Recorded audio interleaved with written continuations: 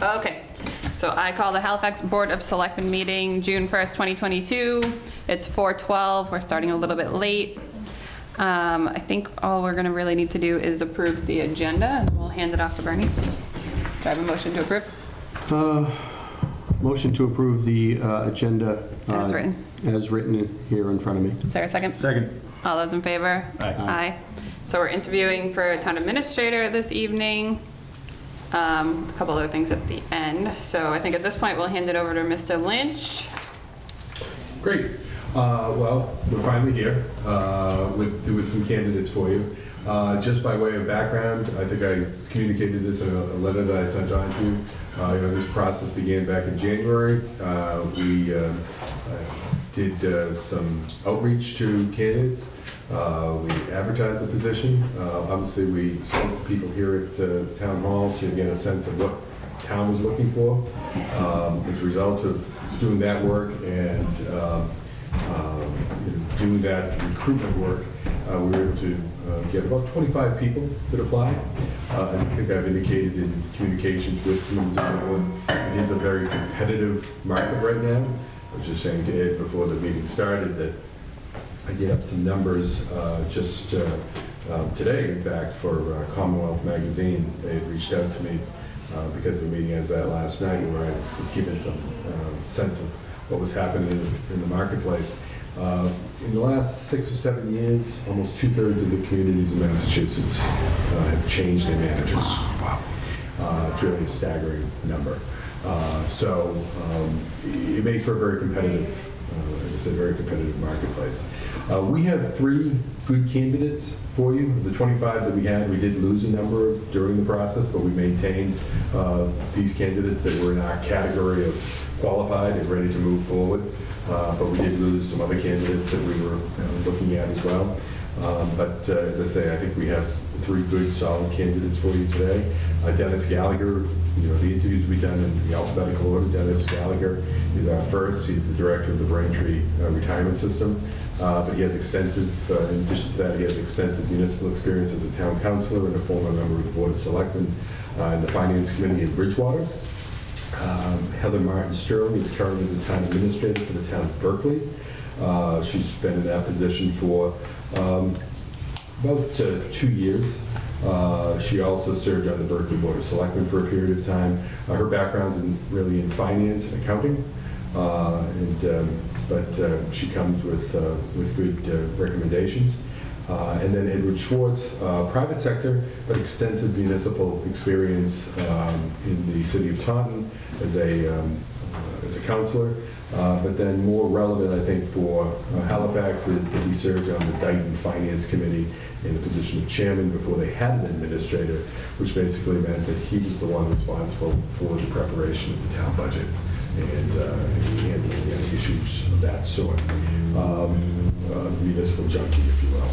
So that's something that we basically, we are sometimes hesitant to push people straight out of the private sector into positions like this unless they have some type of municipal background that sort of can support that. And Ed certainly fits into that category. The way that we generally do these interviews that I would propose that we do today is I've given you a list of what I'm going to refer to as topics. And then some potential lead-off questions, and then some follow-up questions. And those are just possible follow-ups or probes that we could look at. But the way we generally do it is each topic, I would lead off with the primary question, give the candidate an opportunity to sort of work their way into their experience with that topic or their thoughts with that topic. And then do follow-up questions from the board and try to maintain this more as a dialogue. We've set aside about 45 minutes for each candidate. We can go a little bit longer if you want. We're here all night. We want you to be comfortable with the candidates that you have and be able to make the decision that is in the best interest of the town of Halifax. So, we haven't really talked about next steps after this. If you want, we can have a discussion later tonight. make Yeah, a we have decision. it, we have it on the agenda to be able to discuss it, if that's the Okay. case after the candidates leave. Perfect. And then we can, if you need additional time, we can work with you on that as well. Awesome. Okay? I know we're eager to get someone in here, so Yes. additional time is probably not an option right now. Right. So, all right. So, if you're ready, I can bring in the first candidate. I'm ready. Ready. If there's Rock any and roll. questions, just, I'll take them now, or we can do it at the end. All right? No, All right. that's great. Right up there. Dennis Gallagher. Hello. Jonathan. Hi, nice to see you. Nice to meet you, Dennis. I often don't point out the chair, I usually Yeah. make that the first. Look for He knows where to find it, so. So far, so good, you passed. So far you did well.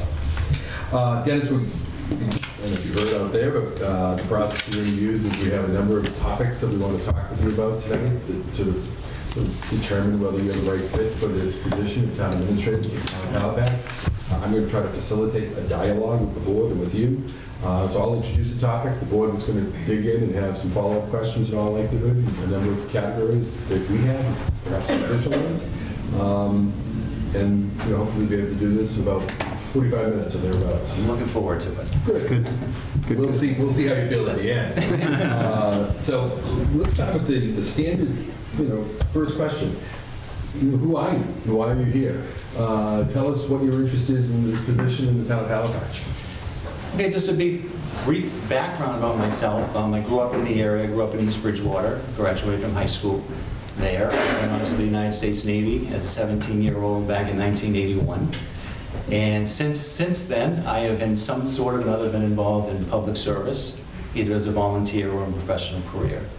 And I've found that very, very rewarding over the years. And as you can see in my resume, I've progressed in certain areas of public service. Serving on the town's finance committee is where I got my start. And I have a particular a bias towards the finance committee because I think that is probably the best place for people to learn about how the town government works, functions, where the revenue comes from, and so forth.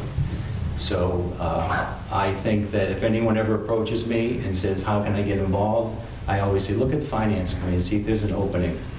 Because I think you really learn a lot about the town in that aspect. So I have been elected selectman in the town of Bridgewater, served 3 terms on the board of selectmen. Then I got out in 2009 when they were going to change the form of government over there. I saw that coming, and so I got out of that. Then in 2014, I was asked to serve on the first charter review of the council form of government over there. So I served on that for 1 year as chairman, made a bunch of recommendations, because things did not get off to a good start with the council form of government in Bridgewater back in 2010. And I'm glad I was not sitting there while that was all going on. So I got on the charter review committee for 1 year, made a bunch of recommendations, they all passed, and then I ran for councilman in 2015 and continued to serve as a councilman. And so finance committee, selectmen, and town council has been my volunteer experience in the town of Bridgewater. My professional career, in 2000, I did insurance when I got out of college for about 10 years, which I put in at the end of my resume as the 10 years that some people look at. I had a lot of experience in managing workers' compensation claims and evaluating injury claims and so forth and so forth. But then I didn't sell the insurance, I sort of spent the money for the company on claims that were submitted. But predominantly for the past 21 years now, I served as Assistant County Treasurer in Plymouth County, starting in 2001. And then in 2012, I had the opportunity to work for the Plymouth County Retirement on a full-time basis. And I worked with Plymouth County Retirement from 2012 until the position as director in Braintree came about, so I applied for that job and was very successful in getting that.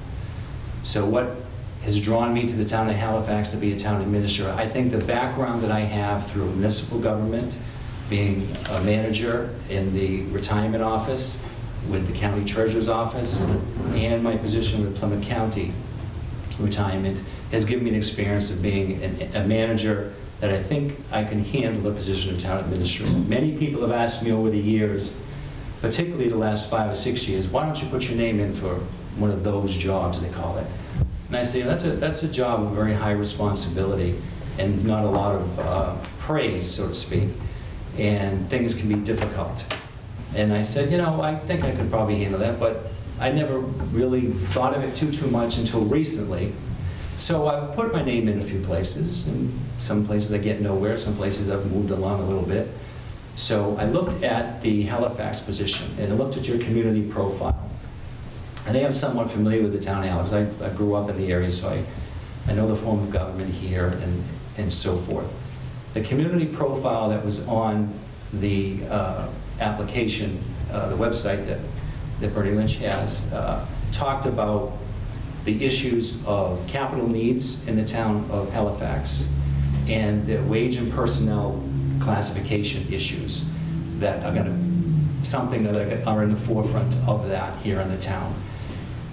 And I read through that and I said, I've just gone through that in the past few years in Bridgewater. And I brought with me our capital plan that we have in place. I brought some wage classification studies that we have done and so forth. And I watched over the Memorial Day weekend, it was about 5 hours of your town meeting, and I could see the comments that some of the residents had, some of the comments that the Board of Selectmen had, was relating to capital needs with the schools, capital needs with your senior center, and the discussions that took place regarding that. And the turnover that it seems to appear to be pretty high here in the town of Halifax, particularly recently. Why is there a turnover? Is it because of the wages? Are they too low? Is it because of the management? Are they just not comfortable here? So I was watching their meeting. I said, I can't wait to sit before the board on Wednesday night and hopefully answer their questions, because I think that with those 2 issues, plus I'm excited that the town overwhelmingly supported the seniors center addition and renovations that are needed, and I think that's a good thing for the community. And it was great to watch through that meeting and see the issues that Halifax faces and think, geez, I'm glad I put my name in, because I'll be meeting with them Wednesday night and I think I'll be a perfect fit. I do want to come back to the capital. I think we wanted to talk to you about that a little, Sure. the HR piece.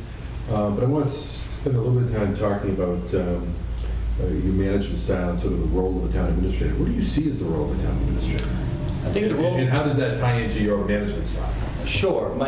The role and my management style. The role of the town administrator is really, I carry out the policies and procedures that Board of Selectmen set and the articles that have been approved by town meeting. That's what my role is, to carry out those things and to do them. You're going to set policy, you're going to vote on things, you're going to go off to your jobs, and the town administrator administers those and sees to it that those things are followed through. The articles and bylaws that are passed at town meeting, that's the role of the town administrator, to make sure those things get followed through and those things are implemented. Now, we will have discussions about issues that come up. I will do some research and bring it back to you, and the board will decide whether or not that is something to go forward with, and I would implement that. Whether it's a 2-to-1 vote or a 3-to-0 vote, the majority rules. And you're not going to have 3-to-0 votes all the time. Most of the time you will. I've seen that many times. But it's important that the town administrator adheres to the majority of the select board and at town meeting. Most of your votes at town meeting the other night were unanimous, but there was a good discussion on a few things that required a roll call vote, but it ended up passing. And it's not my job to buck the selectmen. That's not going to do me very well. I'm not going to do very good. I'm not going to fare very well if I do that. I may offer some constructive criticism, say, well, these are the negatives of doing something like that, but these are the positives. It's up to you. You know your town better than I will. You're out there in the community. You're listening to people. My management style is three phases. I have an open door policy. My door won't be locked and shut and say, stay away from me. I want people to come in, whether it's the public or the employees. I want them to come in with me with their concerns. I want to have an open door policy. I want to be a team builder. It's not me, it's us. let's bring all the stakeholders together. When we're talking about a financial issue, bring in the finance team, don't exclude them. Bring in some people that may not be so happy with an issue, and try to work with them and kind of convince them, so to speak, that this is a good policy and this is why we're going to be implementing that. So I think that would be my style of an open door policy, team and a team builder.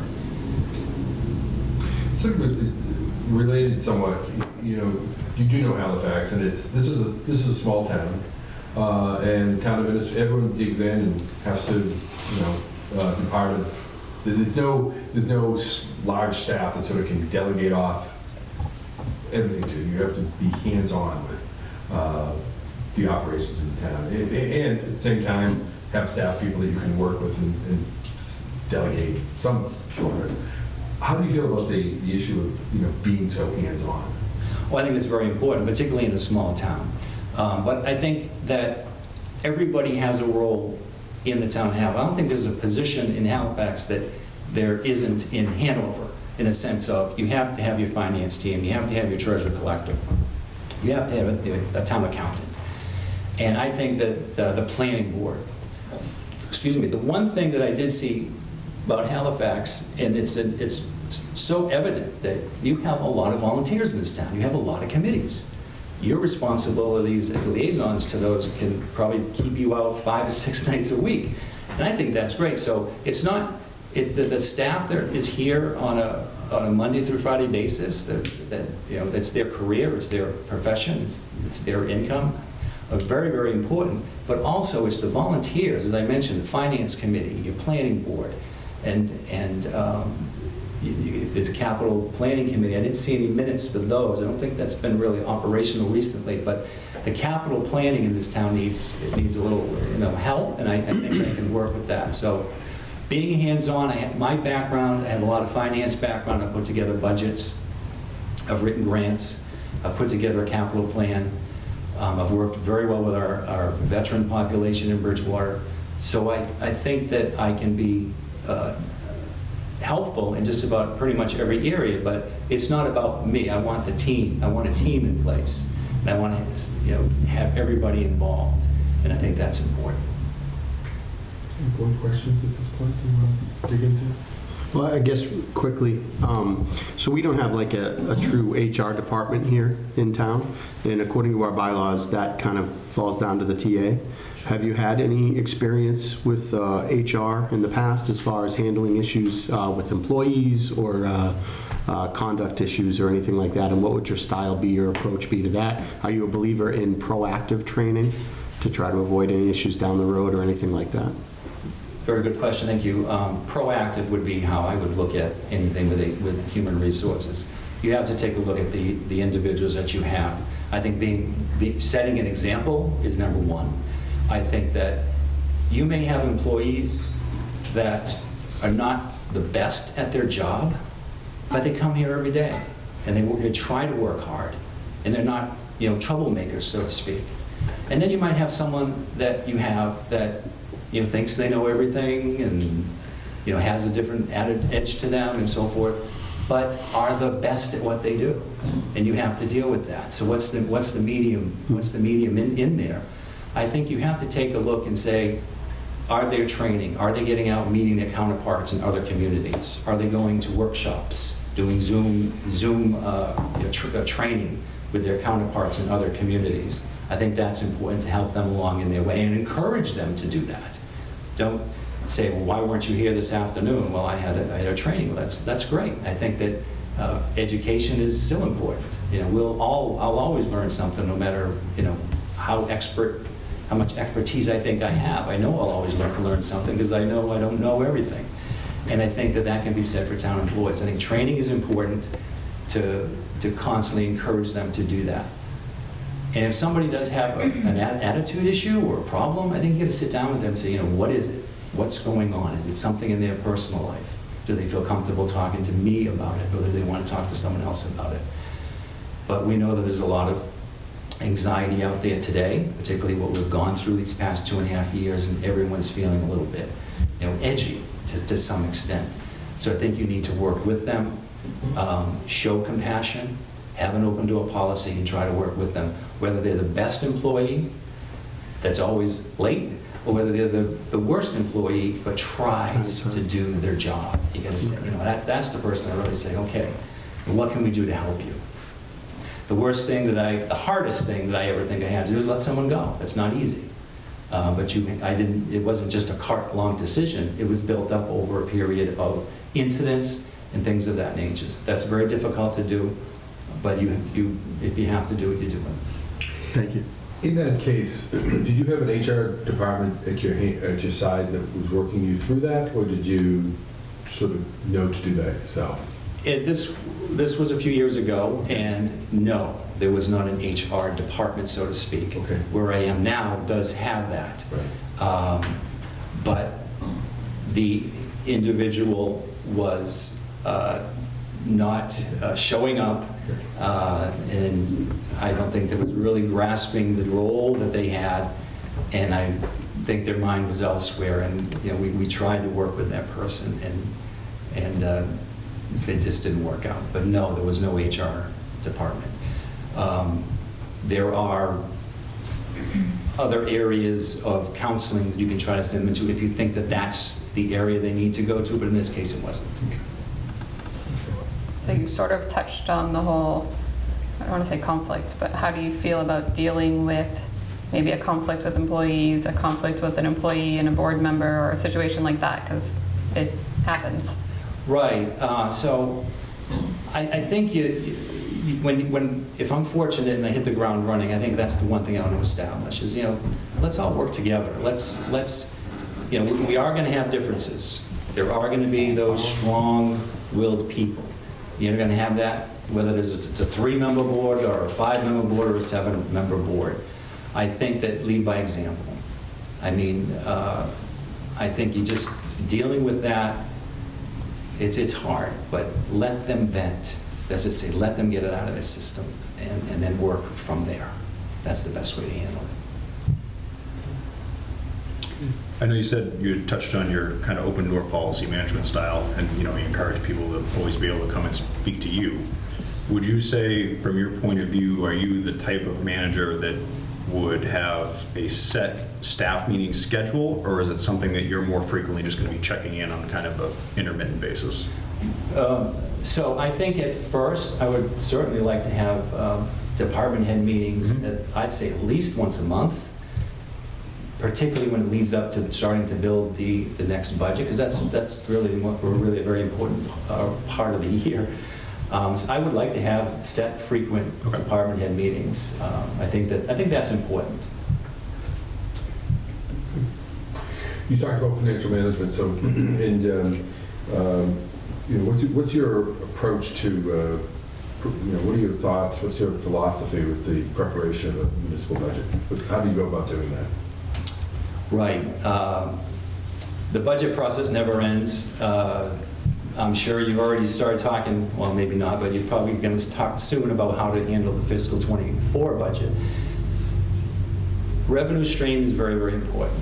And state aid, local receipts, those are the things that drive the revenue part of the budget. So you have to get a handle on how the revenue is going to project out over the next couple of years.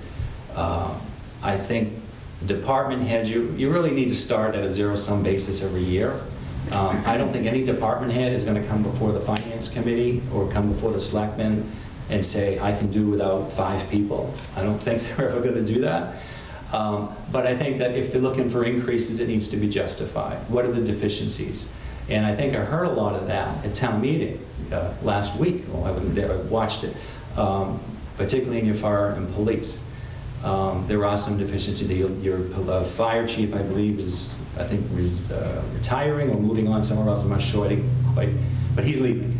So you're going to need to replace that fire chief.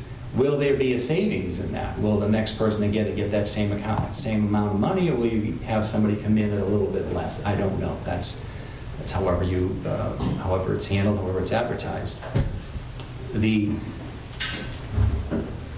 The Department of Revenue, the cherry sheet, the governor's budget that comes out, you get a good flavor sometime in January where your revenues stand with the state. And then you obviously have your taxation and your local receipts. I certainly think that you start with a zero-sum basis in some cases and say, okay, how can we build from there? I didn't hear a lot of controversy at town meeting that people are overpaid or we have too many people. It seemed like these individuals that spoke at town meeting were very savvy and understand what's happening in the town, and were asking very good questions of the Board of Selectmen. You mentioned starting to work on, I liked what I heard in terms of budget being always ongoing. It's very true. Part of that is the issue of fiscal forecasting. You just talked about looking 2 years out, so I was happy to hear that.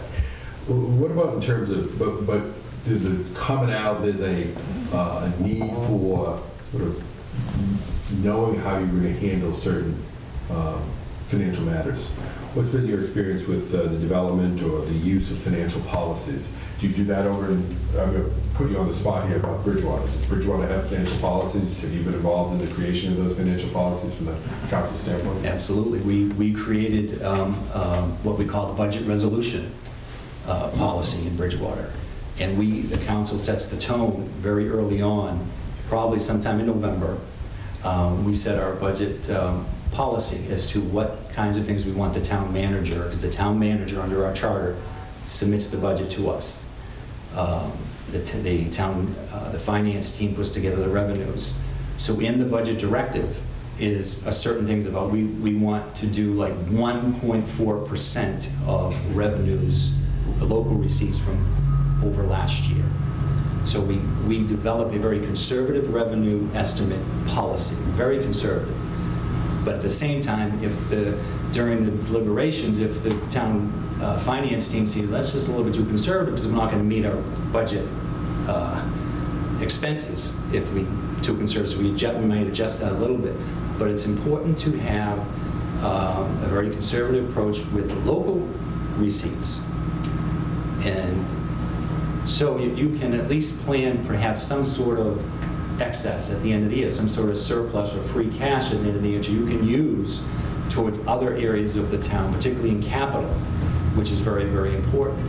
So I think that the budget resolution we put forth is something that sets the tone for the budget to the town manager as he prepares the budget every year. So that's worked out very well. And you know, in the 5-6 years that I've been on the council, we now are with that over 10% in reserves from our budget, which is about $70 million is our town budget. And we're a regional high school with Rainham, so we don't get the full aspect of the school budget in our town budget. We just get the assessment piece that's in there for the regional school district. So the underlying budget for the town is $70 million. So that's the approach that we have taken, and it's worked out very well, and the auditors love the fact that we've been able to build reserves up, which gives us that flexibility to do programs and to fix buildings that we weren't able to do with our regular cash flow. Do you have a policy regarding reserves? It's 10, we have, Bridgewater has created, yes, there is a policy, and we have, when reserve policy, we have a capital reserve fund, and we have an employee liability reserve fund, and we have the general fund reserve fund. So we have, when the free cash is certified by the state at the end of the year, we get that number. Then we put forth budget orders and resolutions, which is similar to what a warrant would be in the town. We put forth budget resolutions and orders through to the town manager to say, okay, if we get $2 million in reserves, okay, we want to put $500,000 towards capital needs. And we want to put, employee liability is a big issue when you have some of the contracts that are negotiated. When someone retires, you have these big payments that most towns don't budget for, and then you got to say, well, we can't fill that position because we just paid all that liability out of that position. In Bridgewater, we've had that before, but now we have the reserves to cover those liabilities when they're paid, which won't interfere with the operations of those. So yes, we've created a reserve policy when the free cash is certified. We moved that money in there. And we also developed what we call a revenue sharing policy with the district schools, so that they're not cheated out of monies that may need to go to them for operations of their budget. We call it revenue sharing of revenues that are constant and always, not unpredictable revenue, but revenue that's constant, like local receipts and motor vehicle excise and things of that nature. We have a revenue sharing policy with them, which helps them with their capital needs as well. One more question I have on finances. Coming out of the retirement world, everyone used to shake their heads about pension, unfunded pension liabilities. Now, that's nothing compared to OPEB.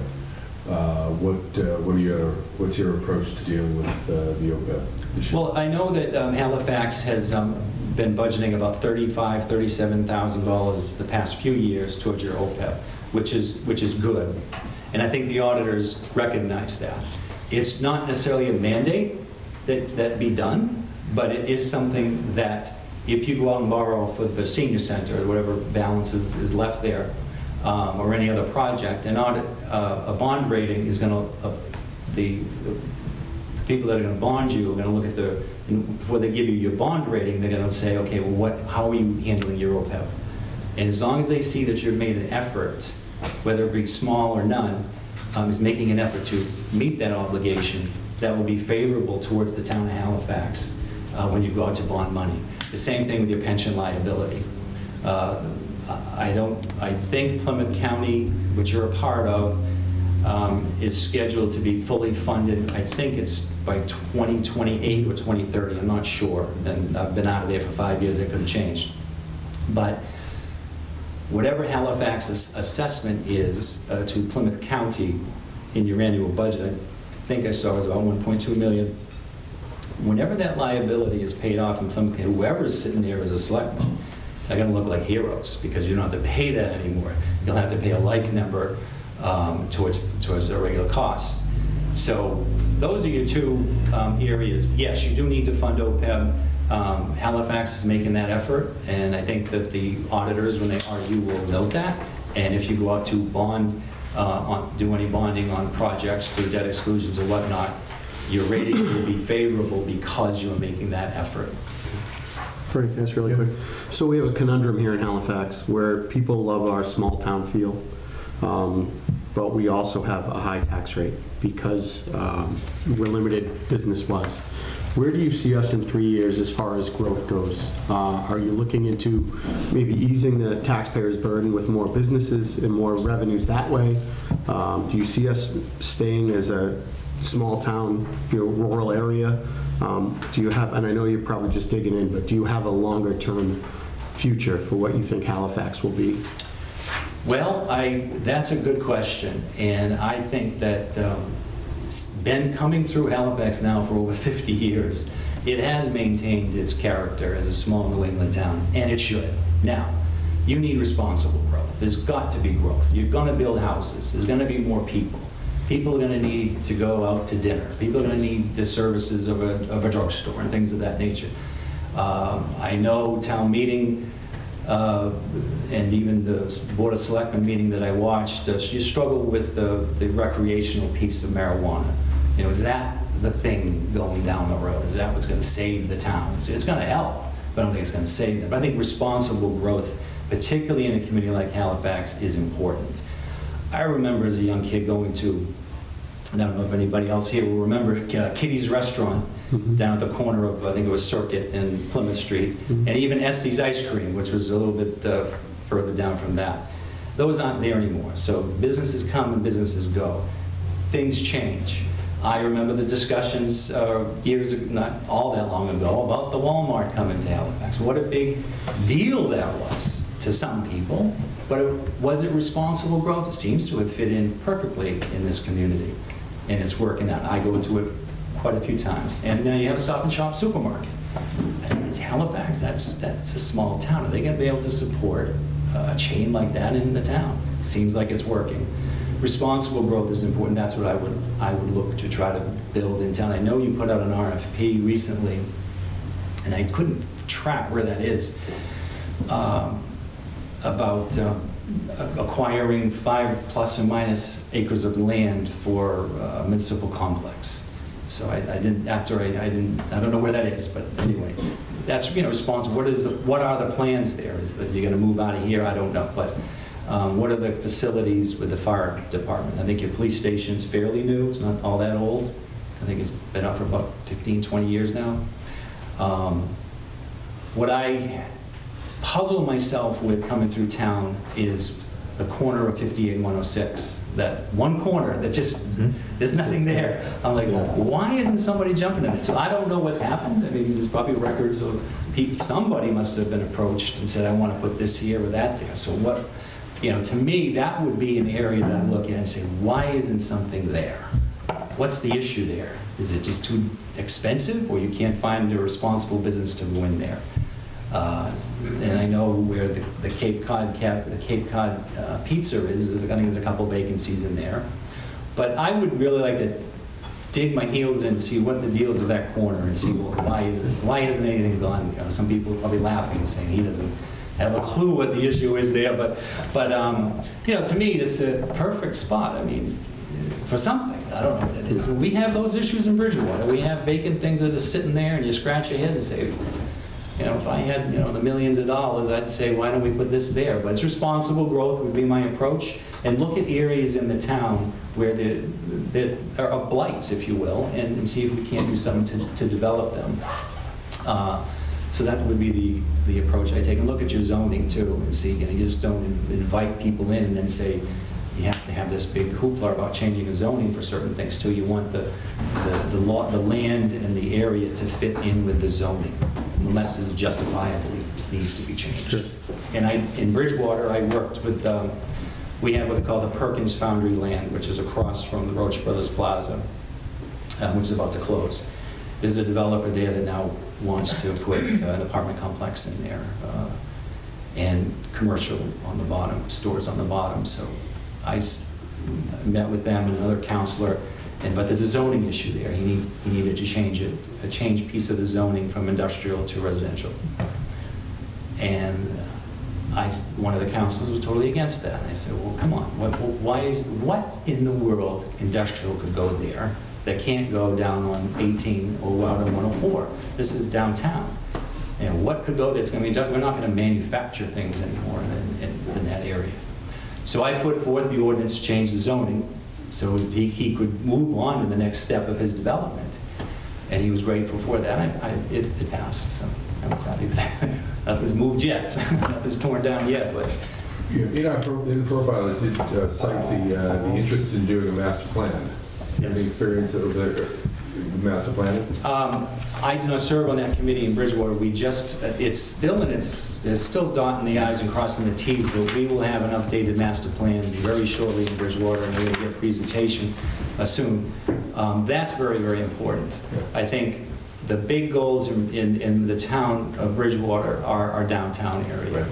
We have some major traffic issues. We have a huge commercial area that's just been sitting there for years that we're trying to get developed. There's an approved development there, and the gentleman declined to accept it because he wanted 4 more units than was approved. So it's going through that motion. So, but the master plan in Bridgewater was needed. I'm excited to see that it's just about approved, and I can't wait for the presentation. But it will focus on, development in the future. How can we help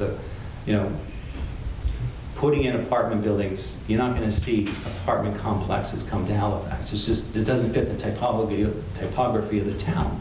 But you may see more residential units. But you don't want to burden the taxpayers by having to build bigger schools or more classrooms and things like that. So it has to be a balance between business and residential. And so We're in a regional school district, so our middle school and high school falls at 2 other towns as well here. We have our own elementary school. Right, yes. Bridgewater owns all their buildings. The only building we don't own is the high school, although it's in Bridgewater. It's really owned by the district.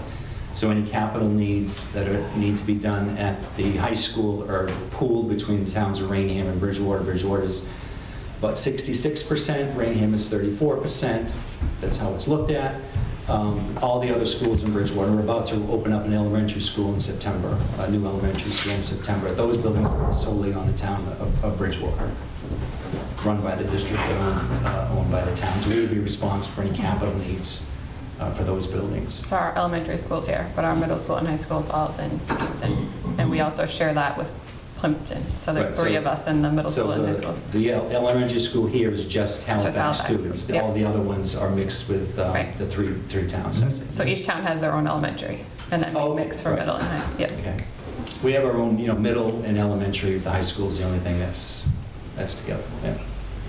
And it's worked out. We've had our issues, we've had our arguments, as I know you have. Yeah, it's going to be a big one to Yeah, think about out of.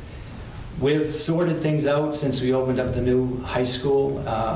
We talk about capital plan last year in our capital budget. I think there was a pretty good discussion about tennis courts at your last town meeting at the high school. Well, I just had to go back to what we just went through in Bridgewater because our tennis courts at the high school and at the regional high school needed to be fixed. And also the track. So the capital budget we put in for the tennis courts. And then a few people got up and said, well, we need the track is more important than the tennis courts. So we switched it off. We switched it off with the agreement, and when we got that done. But I think, I'm glad the tennis courts are getting their money because you're right, it's important for the students and the town. We've spent a lot of time talking about capital, which is good, so that is one of our topics here. The only question I have on that is, are you MCPPO certified? No. I had gone through the process of getting that, but you have to keep recertifying yourself, and I do not have it, but Okay. I hope to get that again if I'm fortunate enough. That would be one of the goals and objectives I hope we discuss. If we enter into English, I would do that. Then they can get it done in a year. I'm familiar with, I've written RFPs. Right. The retirement, we have to follow, proper procurement in the retirement office, but we don't have to have that designation. I've written RFPs for legal services, actuarial services, consultants with investment consultants. I've written them, I've reviewed them, I've gone through the process of the advertising, the review and all that. So I'm very familiar with the procurement process, but it hasn't been something that the board that I work for thinks is needed. I've asked a few times, and the construction element of it doesn't fit into the retirement. We're not going to build anything. But the goods and services that we do provide and we have to procure for, I've done it, I've written them, I brought a sample RFP with me today, along with the capital budget we have. So I'm comfortable enough with that, but I understand the designation is important in a municipality, and that is something I would certainly, ask your support if I'm successful to move forward with that designation. In terms of, you mentioned grants too. I'm curious about your grants. We're running up kids' time here, but I'm curious about your grant experience, particularly as it relates to municipal vulnerability, green communities, Mass Works grants, economic development grants. What's been your experience? How would you go about learning about these other things? Okay, the one grant that I have written, and it very minimal, but it was important to me, it was important to our community, and important to our veterans, is getting money to clean our World War I monument that we have in our center of town. If you come through the center of Bridgewater, the World War I monument is right there. You see it. And it was all the copper buildup, the green and all that. And I approached the town manager. I said, we need some money to clean that up. And I got the support to do that. I wrote the grant and we got the money to clean it up. I didn't clean it, but we got the money to do it, and now it's looking pretty good in the center of town. The Mass Works program that Governor Baker and Lieutenant Governor Play have been pushing for several years has worked tremendously in the town of Bridgewater. I didn't write anything for that, but I worked with the town manager and another counselor to put forth a DIF for the town of Bridgewater, which we got $3 million in state money to repair Elm Street in Bridgewater. And Elm Street in Bridgewater is down on 104 on the right-hand side, leaving town. The road was a disaster, had no sidewalks. We have 2 medical marijuana facilities there, but people are coming to Bridgewater wanting to put something there. They're like, we want that road fixed. So we got the money for the infrastructure, for the road, for the sewer, the power lines and everything down there. And now we've got Polar Beverages in there, and we got a few other businesses down there. So with the cooperation of the state, the state grant helped us $3 million with that, but the balance of that project was about $7 million. It didn't just cost $3 million, it cost about 10. The $7 million is not going to be put back on the taxpayers or the real estate taxpayers in Bridgewater. It's going to be put on the businesses that go in there. Instead of them paying the taxes on the building, those taxes are going to go towards paying off that debt. That's that's working with business and government together, and I'm happy with that. And that worked out very well, and I was involved in that and involved with changing the zoning for the Perkins Foundry land. So those are some of the things that I've worked on in Bridgewater with grant writing, working with state and other officials to move things forward. We all have issues in our towns, and we still do, and we always will. It's progress, and that's how I try to look at things. I have a general question sort of related to that, but it relates to a number of other things. And this is a sort of a question that, we're going to ask all the candidates, some variation because everyone has a little bit different background. This would be your first time being a town administrator. There are things you're not going to know, right? Right. What's your approach to learning about, like, green communities? How are you going to go about, Well, I built up a good network of friends in Plymouth County and in other towns.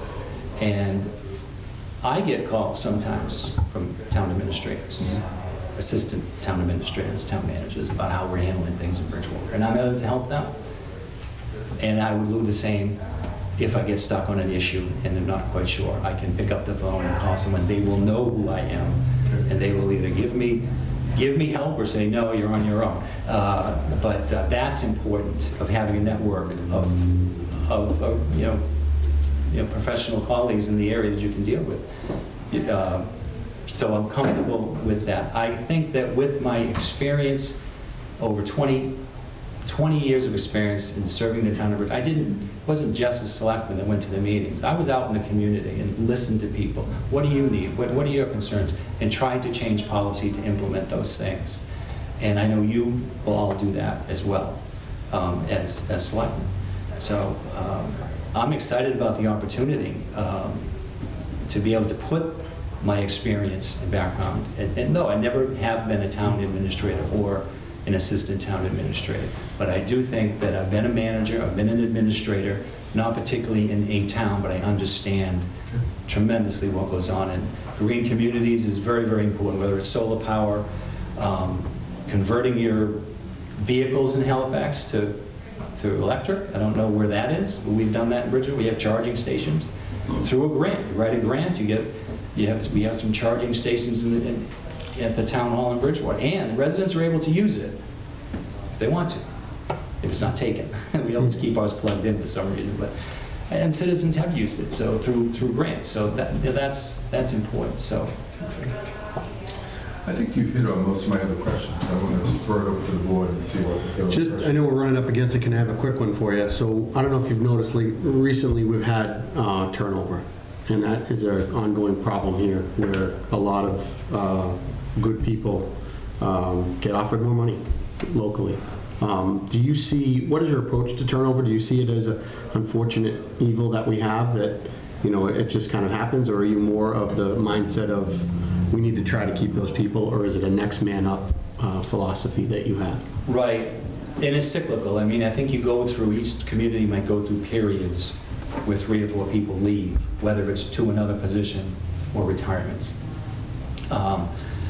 I think it's important to try to keep them if you can, but obviously recognize that if they're leaving for career advancement, you can't stop that. You got to applaud that.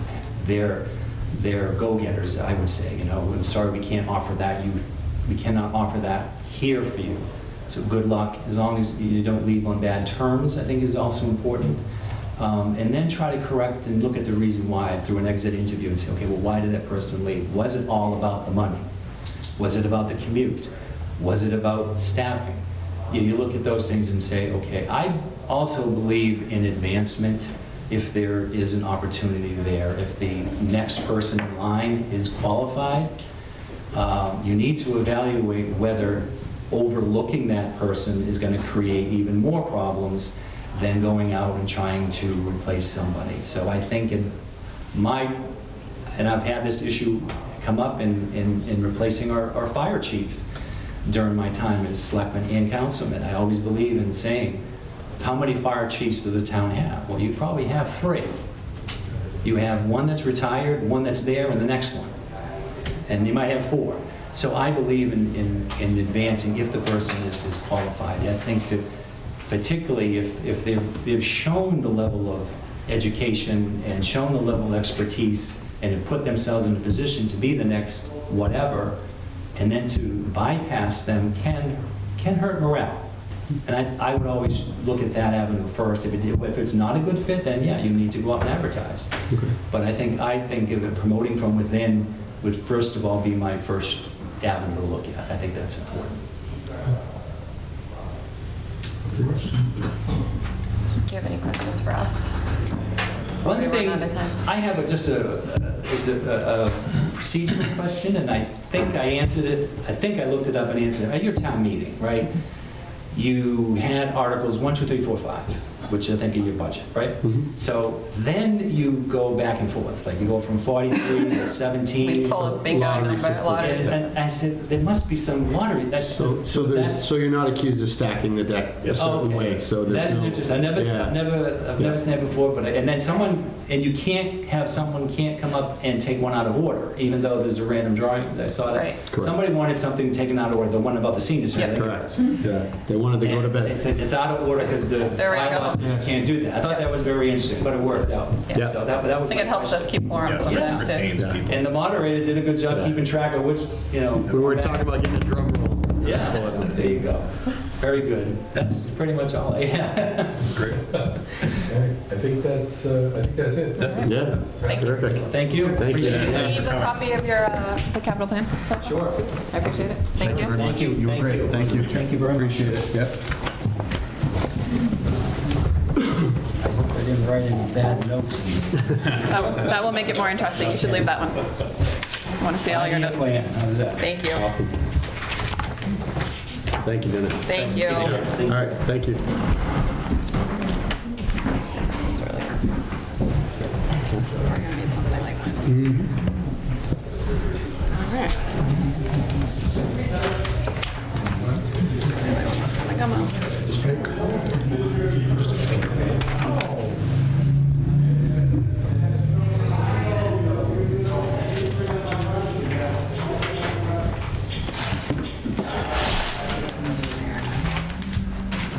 Everybody happy with our questions? All right, okay. Good. Ready? Yeah. I think so.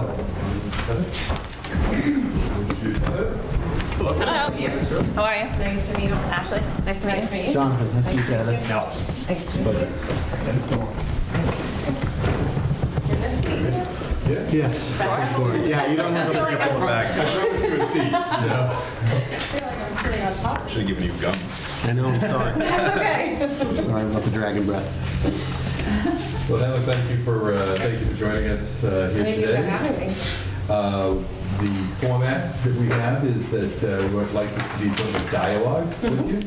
We have about 45 minutes set aside for this whole process. And I'm here to sort of serve as just the facilitator, hopefully, of the discussion. We have a number of topics we're going to cover, and I'll throw out a question, let you run with it. I may dig in, board members may dig in, board members will have other questions as well. All right? So we'll start with the standard, who are you and why are you here? Tell us about yourself and why you want to be the town administrator of Halifax. Sure. So I'm currently the town administrator for the town of Berkeley. I've been doing that since January of 2020. So I took that role as a new position just as COVID hit. So it was a great time.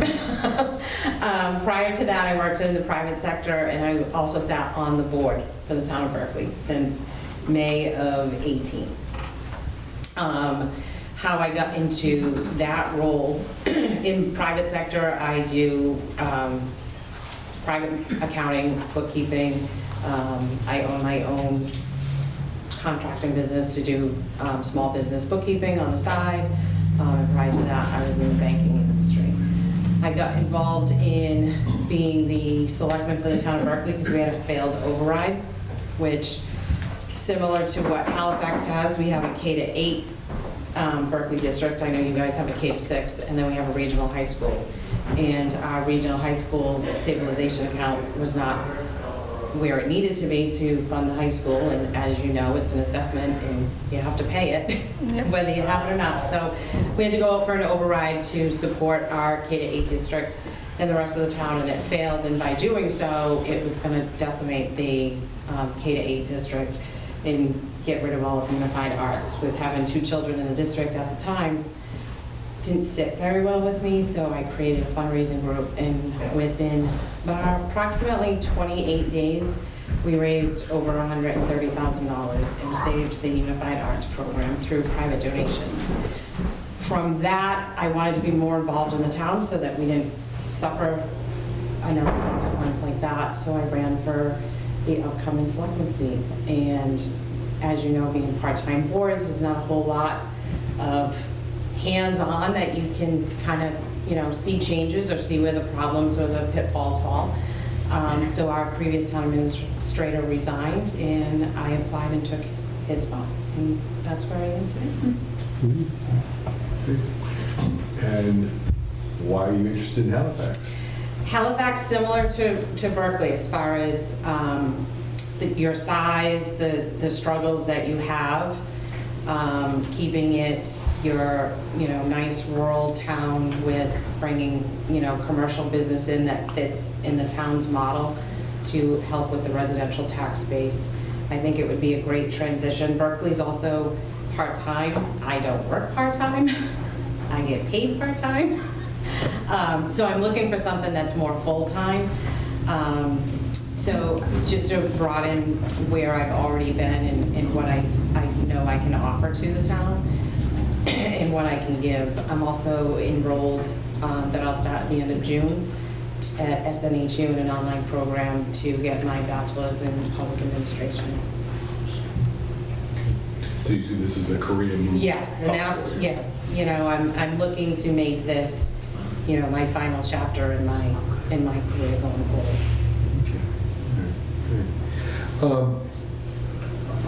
How well would you say you know Halifax? And if what you don't know, how would you go about learning about Halifax? So, being on the other side of the South Shore, I'm not super familiar with Halifax. I actually took a drive down here yesterday and saw the things that you have. So to get more familiar, I would do more of those things, see what type of industries you do have. Like I said, I took a drive down. It looks like most of the stuff is on this road here. Little, auto shops and, mini marts and stuff like that. I did see you have your Walmart further down the street. So I'd like to get to know a little bit more of that piece of it. I know the surrounding area. I visit Plymouth quite often, so I know the area itself. But to sit here and say that I know everything about Halifax, I definitely do not. Yeah. Which most of you probably couldn't say you know a whole lot about Berkeley either. So I confess to you, I've never been to Berkeley. It's only it's like 25 miles apart, but it seems like 2 separate, different parts of the state. Right. It's in California, right? Right. I get that a lot. Well, they think I live in the Berkshires. So we get Canada and Halifax all the time. They're like, that's in the Berkshires, right? Not even close, but. It sort of raises the question, you would come in, you do all that. What would let's say the first 60, let's pick a number, 60 days look like? You immerse yourself you'd come into Halifax. What would you do? So the first 60 days, I'd like to get a good handle as to the budget. I did take a look at your last town meeting to see, what you guys had on your budget.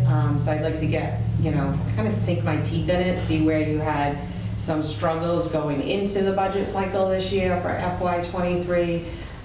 Some of the successes that you had. I saw that your free cash was certified at slightly over 2 million, which is great. So there was a lot of capital expenditures for that, so congratulations on those things. I know it's always a struggle. That and where you are with your collective bargaining, and most importantly, to get to know your staff, to get to know all of the town hall employees, things that they might have some concerns with, things that they're may not be happy with, or things that they're excited about, and get them to know me and my working style at the same time. Your working style, it's like right off the piece of paper here. How would you describe the role of town administrator? How do you see that? And how does that fit into how would your style fit into that? Yeah, I feel that the role of the town administrator is the liaison between the town employees, the town residents, and you as a board. You're not here every day where I would be, or whoever you chose for this role. So I think it's important that that individual becomes your eyes and ears of the things that are going on, the things that may be on the plus side or things that are on the negative side. My policy, my style of how I communicate, it's an open door policy. I want people to feel comfortable to come and talk to me about anything, whether it be something that they're completely displeased about. We're not always going to agree, but I want them to feel like we can have an actual conversation and communicate and see their point of view of things, as well as where I'm coming from, and be able to relay that when necessary to the board as I see those things that are important. How would you develop a sense of team with the departments? Communication. I think communication is the key to having a good working team environment. When you get to a place where people don't feel that they have a voice, whether it's a voice that the opinion is accepted or the decision is accepted, when they feel that they can't voice their concerns is when you get that breakdown of teamwork. I think it's important that, you know, every department and board, whether it be your zoning board of appeals or your planning board, down to your town accountant, to your treasurer collector's office, they all have to collectively work together, because at the end of the day, our goal is to make sure that the residents and the taxpayers of the town of Halifax are happy with how things are going, because it's their money, right? They're paying the tax bills that are supporting the things that are happening in this town. So their voices are also very important to get their voice across and their opinion across. I'm just going to say real quick, so we don't have a true HR department, so a lot of that will trickle down to the TA. Have you had any HR experience? Have you had any conflict resolution experience? And what is your approach on issues like that? Yeah, so currently in Berkeley, our HR department falls under the treasurer. However, a lot of it still comes through my office, because our treasurer is also, they're an elected position, they're also the elected selectmen. So they try to defer as much to me as possible, because then the next step after me, it does go to the selectmen, so they try to take themselves out of that role. I've had quite a few experiences with different employees not happy with things that their department head has had to say, and you know, there's been grievances filed, and you know, I'm part of that process. I'm also part of the process of collective bargaining. So I deal with all of their contracts. We're actually probably going into arbitration for most of them for FY '23, which is not a fun idea. But Good to know you can do that. Yes. Positive, yes. Glass half full. yeah, we're Glass half full there. hopeful after, you know, our town meeting on June, we can get back to the drawing board on those. But, you know, I did do the collective bargaining for the highway and our fire department last year, as well as all of our non-union employees' contracts. I'm the point person, and then I take it to the board of selectmen for the negotiation piece of it. Perfect. So in the collective bargaining, you're at the table with them? I'm at the table. In years past, it has been myself, one member of the board, and then the union. That's how we handle it. This year, they've decided to add myself, a member of the board, special labor counsel, and chairman of the finance committee, which could be why we haven't ratified any contracts. Too many cooks in the kitchen. It does make it a bit challenging for lots of reasons, lots of difference of opinions as to what should or should not be giving, as well as scheduling when you get that many people Yeah. in a room. Yeah. Simpler is better. Okay. In terms of, how do you communicate? You communicate was great. What's your approach in terms of how you communicate with the employees? Are you a believer in staff meetings, department head meetings? We haven't yet, but I do feel and it is something that I've been toying around with and had conversations with the department heads of having, whether it be a monthly or quarterly department head meeting. Similar to Halifax, Berkeley is super small, so I can, there's like 12 of us that work in the office, so I can basically have conversations with them. When it's just kind of broad notification, because our boards and our committees are not in the office other than, whatever their designated day may be, I'll send out a memo and I CC all of them in an email.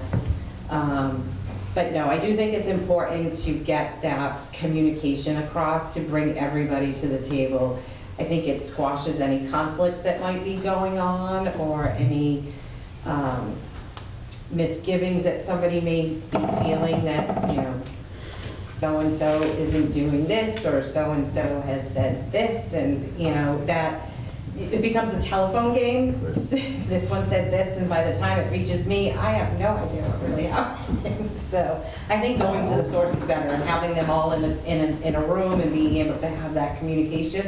And it goes back to building a team and having teamwork, and that they can express those without feeling that there's any ramification with having their opinion. Just quickly onto that note, if we were to have department head meetings, would you be more open to the fact of them not having to be open meeting with the 3 selectmen, maybe a rotational selectman basis Yes, so I think give it's that freedom? important.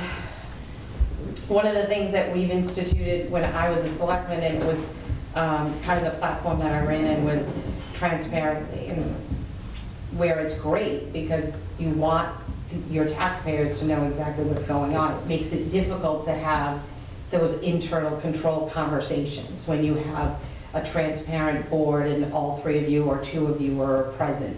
So I do think it's important if it's, if it's just 1 of you and it's a rotating schedule, or if it's, none of you are able to make it and I just run it and then I report back to the board, and not in an open meeting, because I feel that the employees are not going to say what they really want to say if they're in an open meeting, and now it becomes of a public record, and now there's minutes to say what they had to say, and now everybody becomes closed mouth. Okay, thank you. Finances. You mentioned you dig into the finances right away, and obviously you've got a background in finance.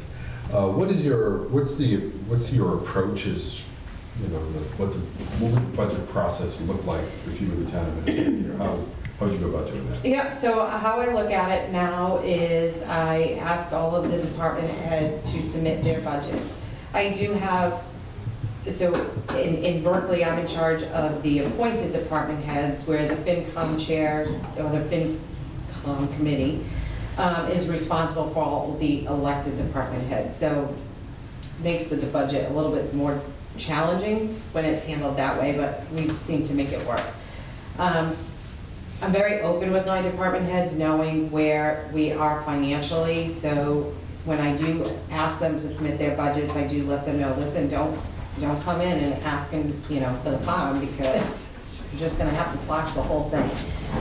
Be conservative, or, just give me what it is that you absolutely need, and then we'll go from there. Once I get that, I work with the town accountant to see what monies have kind of been turned back in from previous years in certain line items, as far as, I'm not sure how you present your budgets or handle your budgets, but we line item everything, so from permanent positions to overtime, you know, clothing allowance, stuff like that. So I'll look at those things as far as, all right, how much overtime did they really spend last year? Is there a staffing shortage? Did they turn back personnel services because they were short-staffed? I look at all of it and see if there is ways that we can reduce that and still keep within their contractual obligation, to make sure that the town is coming in where they need to be. Town meeting doesn't vote those lines, though, do they? Not individually, it's all lumped in as personnel services, but, you know, I look at it individually. Okay. Do you do for, any, you know, in terms of the revenues, do you do, or and expenses, actually, and expenses, do you do forecasting?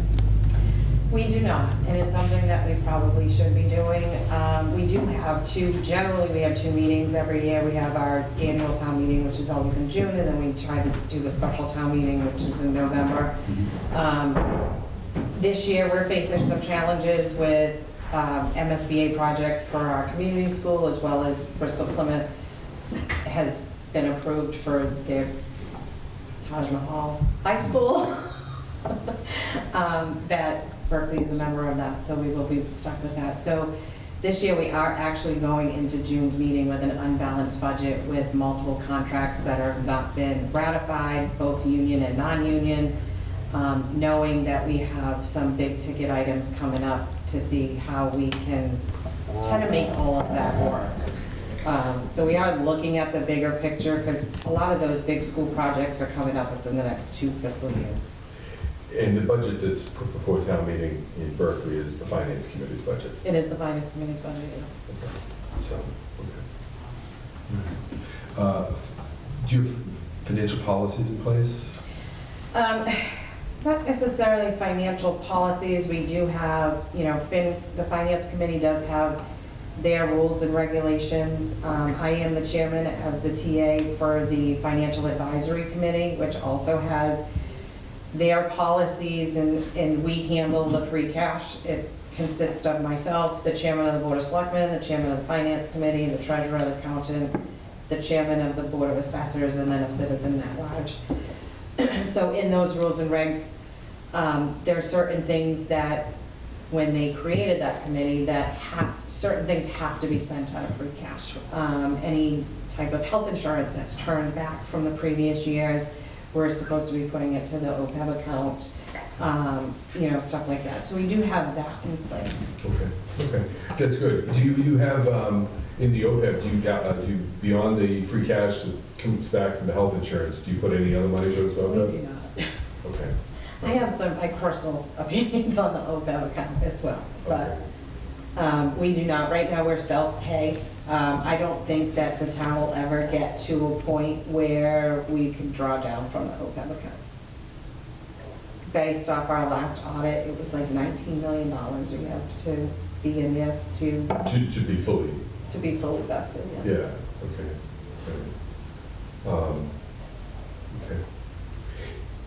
okay. Grants?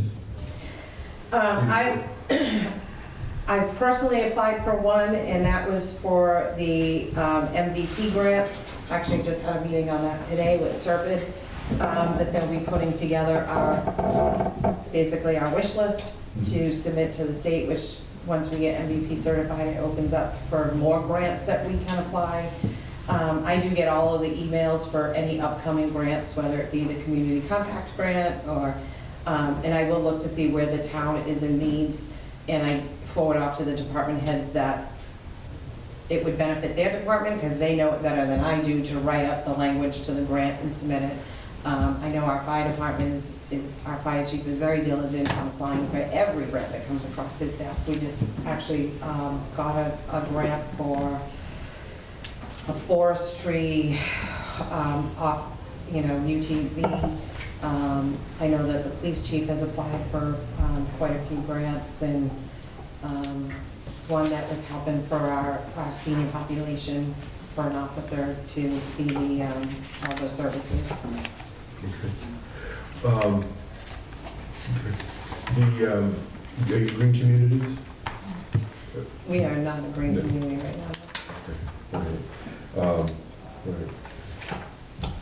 The project management, there's a number of projects here. I think in the position profile, we detailed a whole bunch that the town is looking at in terms of, well, developing a 5-year capital plan, aging municipal buildings, fire station, council on aging, which has been approved for construction. Oh, That- nice. Congratulations. You know, we're not all the way there yet. Almost, we're almost there. We're getting there. Well, that's the first hurdle. Baby steps. Maybe a public safety or municipal complex. There's a lot of big projects coming. What's been your experience with that, or how would you go about taking on a project like that? I know you sort of wrapped up the library project over there. Yeah, so as I was a sitting selectman, we did the library project. Our former TA was very instrumental in getting that off the ground and getting all of the bids coming in, and we came in well under budget, which was great.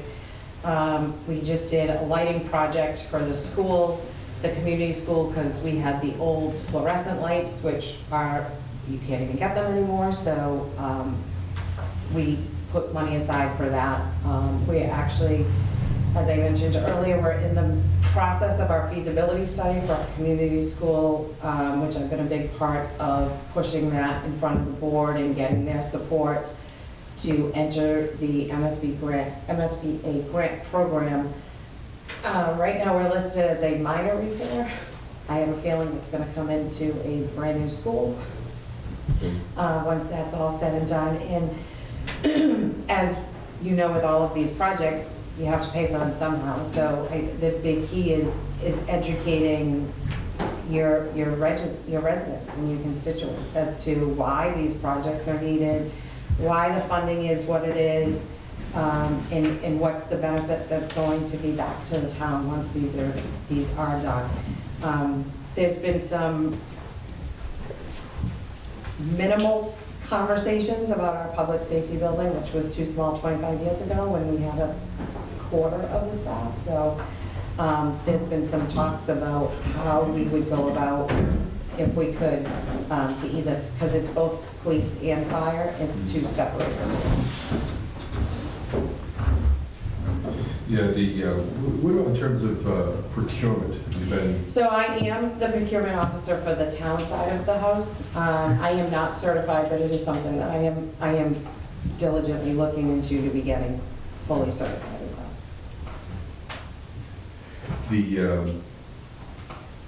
have you got any solar fields over there? We do have a couple. We have one that brings in, that we rent, it brings in revenue. That's about to expire though in about 5 to 7 more years. Okay. Talk about personnel management and collective bargaining, so that's, the other questions the board's had at this point? She did a really good job, like she knew where to go with this. Yeah, she's following along. It's Do you pretty have this? impressive. I do not have that. Right in line. Let's talk about, we talked about what you would do in your first 60 days. In terms of building relationships with the community, you're from, are you from Berkeley? I am from Berkeley. I currently don't live there now, but I am Okay. originally from Berkeley. So this will be a whole new world for you. Yeah. You come over here, you have to become a member of the, not necessarily reside here, but you have to become a member of the community in terms of, you're the town administrator. People need to know who the town administrator is. How do you go about doing that? Making myself known at public appearances and public events that you have, which now is like the perfect time for that to happen. It's summertime, and I know in this area, there's, lots of things that go on, and any type of event, whether it be from the fire side or the police side or the town side that, the town is having, I would make my presence known, because I do think it's important that, because I'm not a resident of town, that the residents do need to know. I know your former TA was here for many, many years, so I'm sure he's a name and a face that most of your residents know. So I think it's very important, whoever you have in this role, not take that over, but needs to be just as accessible and just as known to all of your residents now, so that they feel that they are not lost, an institution or somebody that was here for a couple of decades. Just to kind of go on that thread, we're making yourself known. Do you have a stance on social media as far as your role as town administrator? How much do you plan? Do you plan on using social media? Do you plan on using it? Do you plan on staying away from it? What's your take on it? So,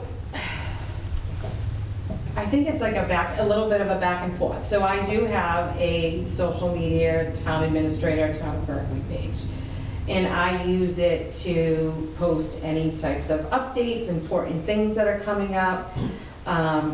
I do monitor some of the other non-town affiliated group pages to see, where people are complaining and false information that might be going out that I try to put on my page as correct information.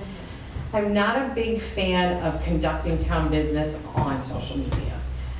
If there is a direct question to me, I try to get them to come back and respond to me in an official capacity, whether you call me on the phone, you can even call my cell phone, or send me an email. I try not to, if somebody posts something on my page and they're questioning it, I try not to respond to those things, because then you get all of the other responses back and you get yourself in a rabbit hole that you might not be able to get out of. I do think it's important. I think we're in the day and age that social media is an important factor, and it's a great way of notifying the public of things that are going on. I don't think it's a great way of communicating in a dialogue with the public, because things get taken out of context, or it's misinterpreted. We all know that, random text that you sent and somebody took it in the complete opposite way. So I try not to do that, but I do think it's an important piece of things to get information, but I prefer the actual dialogue to be more on an official level. Okay, thank you.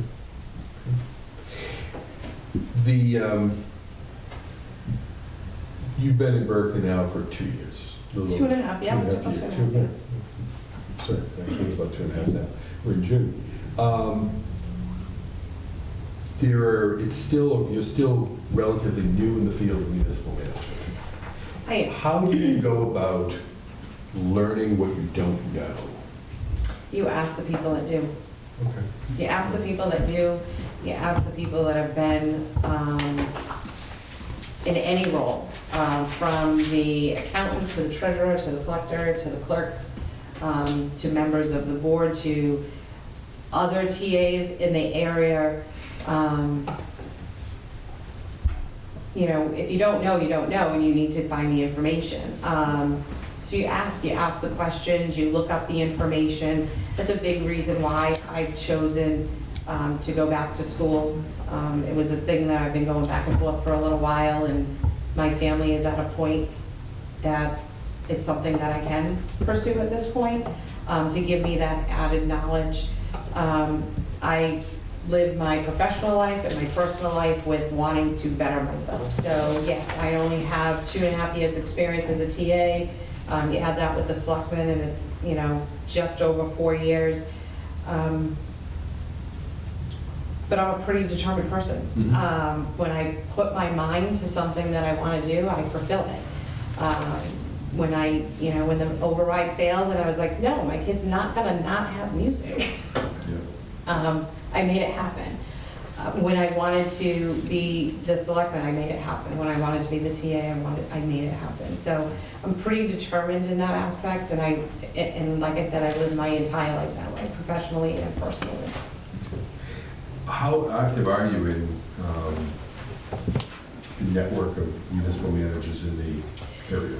So I'm part of an email chain, and we get lots of emails that go back and forth every single day, from the most randomest question to a big, more in-depth. I was actually just on the phone today with the town of Dayton TA who submitted for opera reimbursement on some fire communication radios that my fire department needs. So instead of recreating the wheel of how you fill out those forms, I think we're all a great source of information for each other. If somebody has a policy that you know, the rest of us are looking for the same thing, and they've, you know, the towns all talk to each other. So if you have, you know, especially neighboring towns, so if one neighboring town has got this policy and it's written this way, and your neighboring town writes it completely differently, they all start to, you know, wonder why. So why recreate the wheel if, you know, so I think it's a great source of information. I've reached out to any number of people for various things, as well as I've received various emails from them as well. Okay. In terms of the relationship with the board, what would that relationship look like? How would you approach working with these are the These most three? important. Right. No, I think it's important for the town administrator and the board of selectmen to have the same relationship that I would have with the town employees. I think you need to have those open conversations, you need to have those open dialogues. I think it's important that the board is aware of things that are going on, you know, regardless of the severity or the least likely that anything might happen. I think it's the only way for the board, because you three are residents here, so and a lot of times your residents, you know, especially at the beginning, they don't know me. I'm not from Halifax, I'm not from even the surrounding area, so I'd be a brand new face. So if something comes up, the first people that they're gonna go to is the board. I don't want the board to feel like, well, I don't know anything because Heather didn't tell us, or, you know, we don't know what's going on. I think it's important that the board knows just as much as I do of what's going on in the day-to-day stuff. I think it's important that they're involved in as much as they would like to be. I have board members that just want to know the important stuff. I have a chairman that wants to know everything. And then I had my elected treasurer collector selectman who's in the building all the time. So, you know, they're aware of most things that are happening too. So I think it's, you know, you're dealing with 4 personalities, whoever your TA is and your 3 board of selectmen, and there's gonna be times that we don't all agree, but you need to be able to have those conversations, and you need to be respectful and honest, and, okay, well, I don't agree because of this, okay, well, I respect your decision, but this is my position on it. Okay, we can agree to disagree. Other board questions? I had one question, and I think you kind of touched on some of it earlier, but I think you said you had watched some of our town meeting, or you... I read through You your read through budget, the- yeah, the I briefly warrant, looked at yeah. your budget and your warrant. And having that information and Bernie's profile, what would you say is one of the greatest challenges as someone coming to Halifax, not familiar with Halifax, and kind of getting behind the wheel? So I think one of the biggest challenges that you face is being a small town, keeping its rural characteristic, as well as trying to bring in industry that fits within your mold to help reduce that burden on the taxpayer. Having a single tax rate becomes, you know, also burdensome, because it's not really giving the taxpayer that much of a break, because the auto body shop down the street is paying the same thing as the guy living next door to him in a residential home. Your challenges are your school districts, having, you know, a Halifax district and a regional school district when you're set with an assessment and you're looking at your minimum contribution. And I'm not sure where the state has put Halifax as far as a wealth.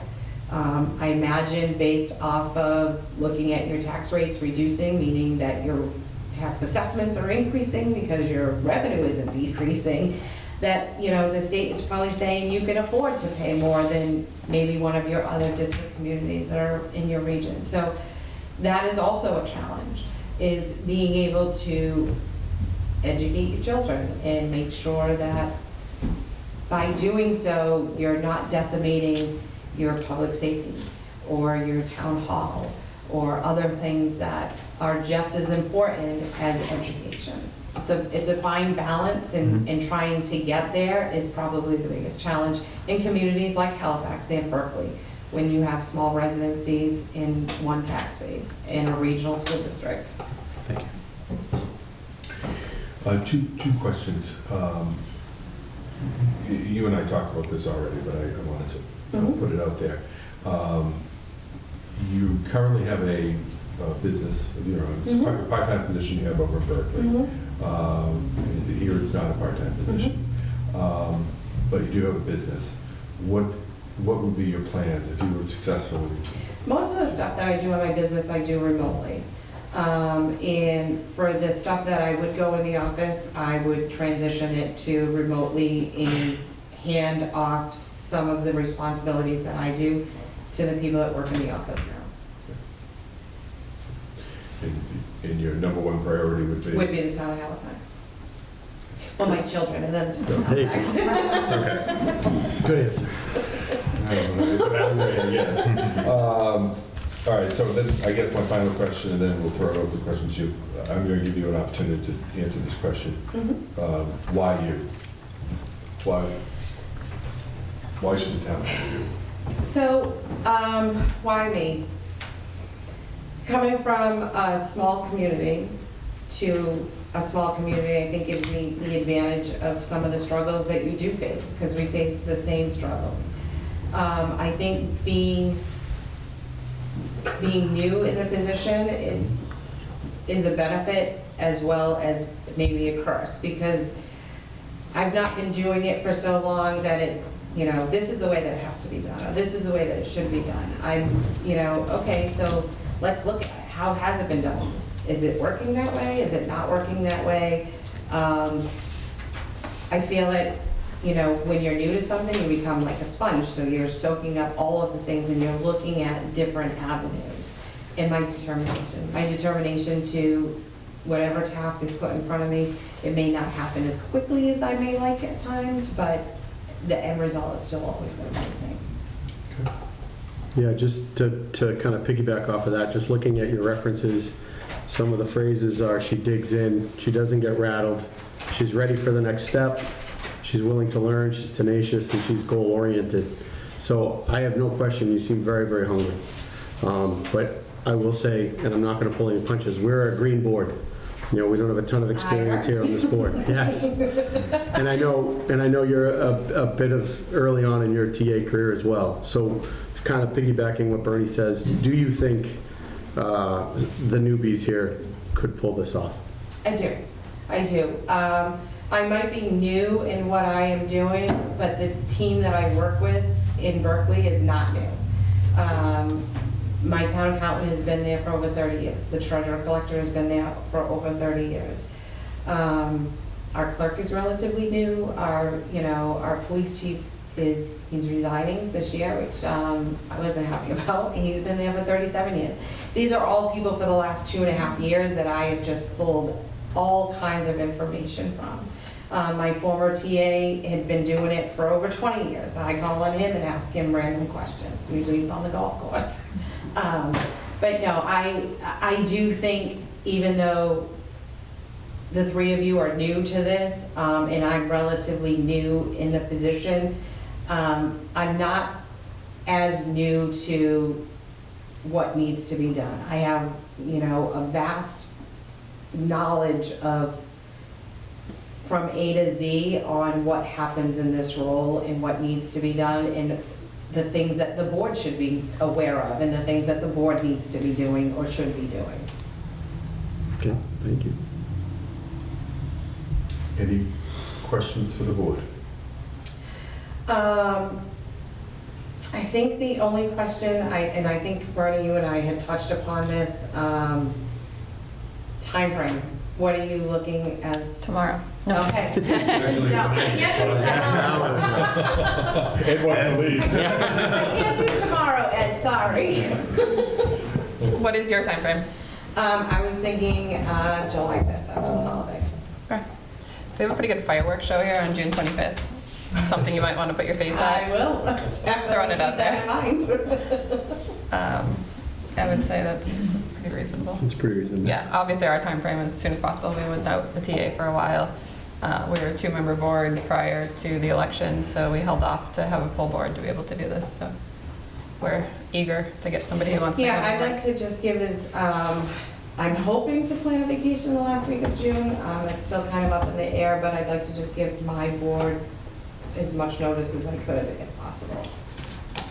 And wrap up some things that I got going on.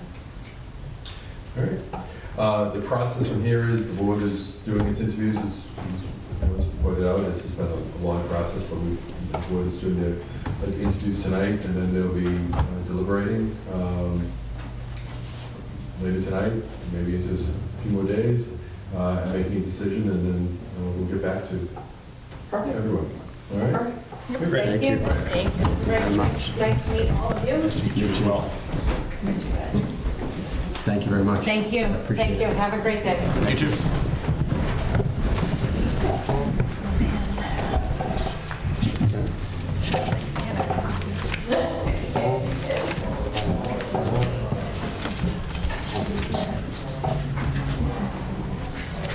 Look at this resume. 3 pages, 4 pages.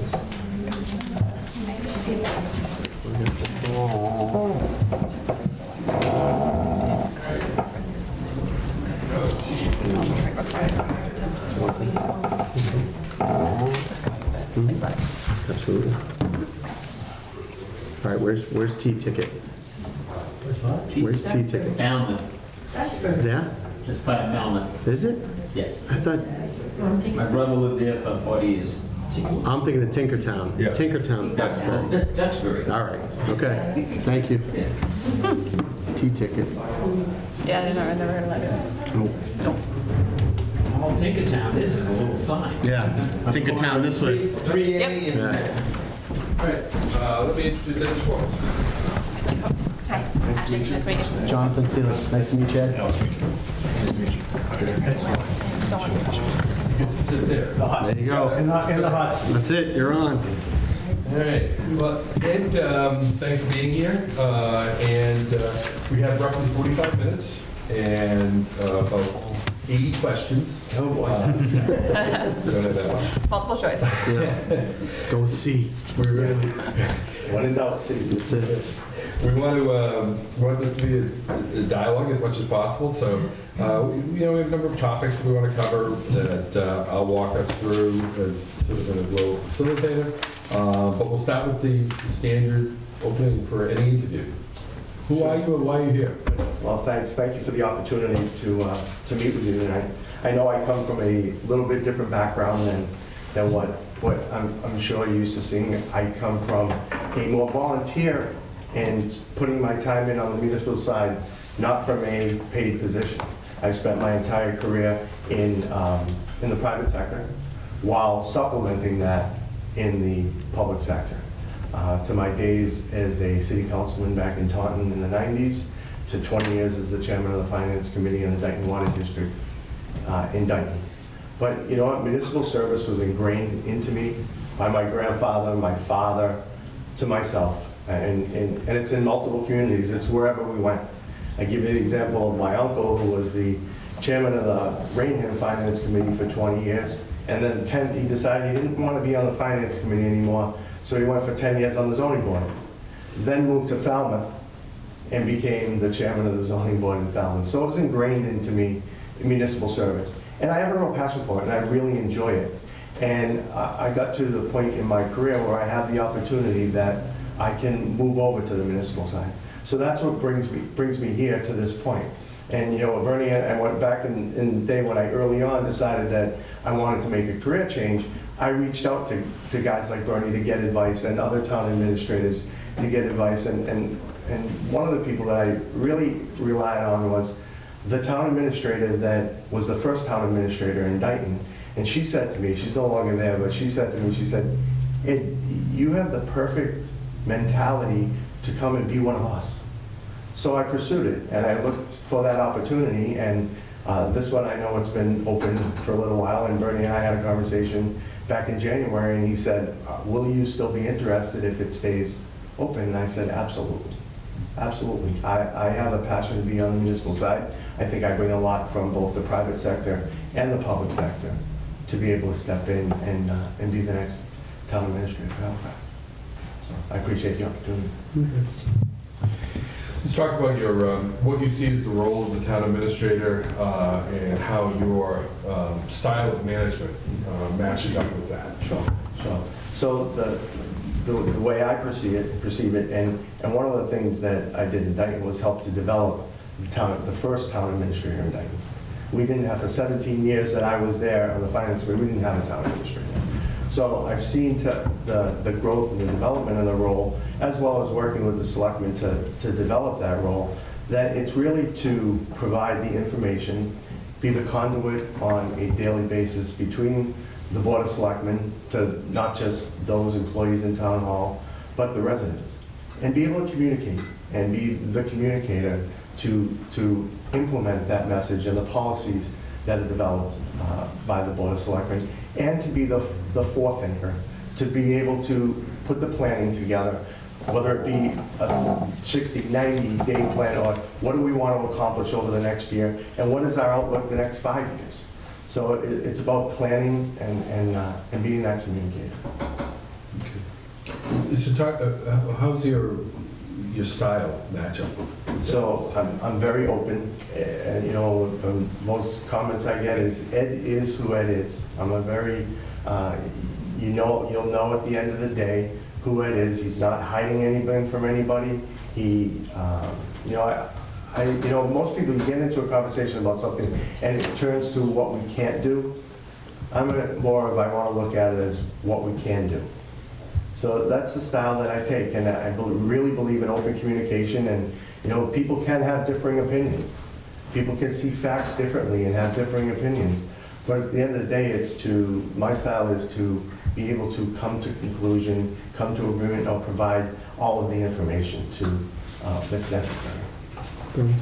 Just to touch on that, different information you're dealing with as far as conflict resolution. Have you had any instances of conflict resolution that you can share with us, and what is your approach to those? Yeah, so there is always a meeting of the minds when you have to have conflict resolution.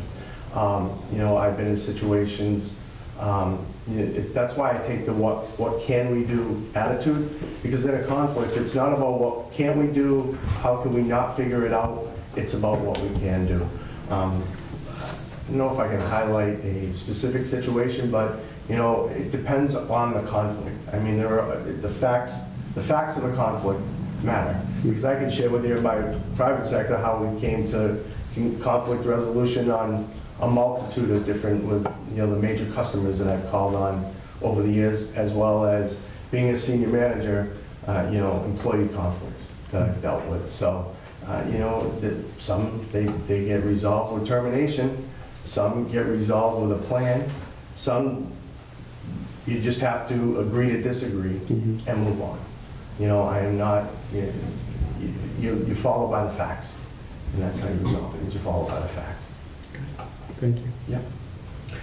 How as a town administrator would you sort of create the team here at Town Hall? How would that, how would you work that?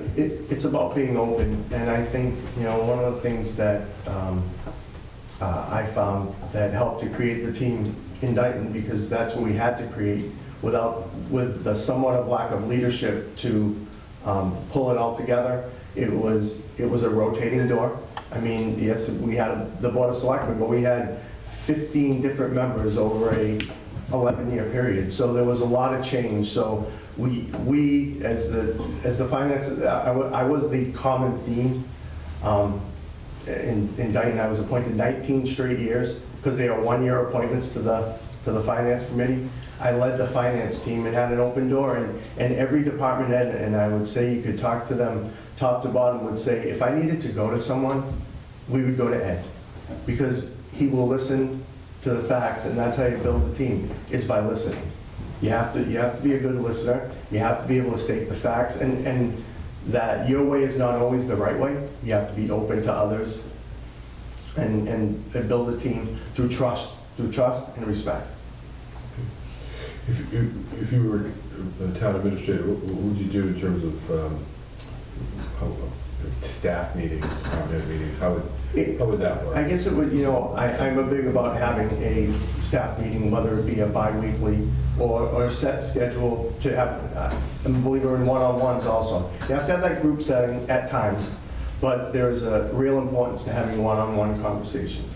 You have to understand what each department's goals are, what each department wants to accomplish, and work towards that plan, and have that open communication, whether, there were some departments, there are some people that I work with now I talk to every day. There are some of my team members that I talk to every couple of weeks. It's just not necessary. So building that team comes from having that openness and having, and making sure that you set a schedule.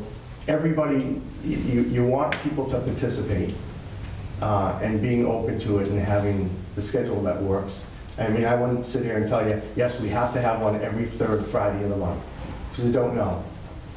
But I'm a believer in a real team concept. And I think every stakeholder has to be invested in that team and making it work. Never have staff meetings on Fridays. No. Sorry, we're closed. Bad example. Yeah, we're actually, we're closed on Friday. It'll be a meeting of Bad one. example. Nobody's here. In my industry, that's what happens. It's every Friday or every third Friday at 10 o'clock in the morning. It's never afternoon, but it's always As chair of the finance committee, you must have been involved heavily with the budget. What was your role in the budget preparation, and what's your approach to the preparation of a municipal budget? From the first second I walked in, Dayton had no real direction on how they did it that way because they did it. So when I walked in, we didn't have any stabilization accounts. We were year to year just looking at what we had. Hopefully free cash would come in. But we developed a plan that with each department head, and it really came down to, there were not budget meetings going on before I became the member of the finance committee. They would submit their budgets to the selectmen. The selectmen would not have budget meetings. For the first 11 years that I was on the finance committee, the budget was the finance committee's budget because the selectmen made no recommendations. So we walked in, it was a little bit of chaos. The finance committee had all resigned because town council had made note that they had, finance committee members were serving on multitudes of different committees. And in the bylaw, it said you can only serve on the finance committee, you cannot serve on any other board. So they all chose to serve on other boards. There was one member of the finance committee left. And it was interesting that when I came in, he felt he could appoint his own board. He appointed his son-in-law, and it was chaotic. And so walked into something that had no structure to it.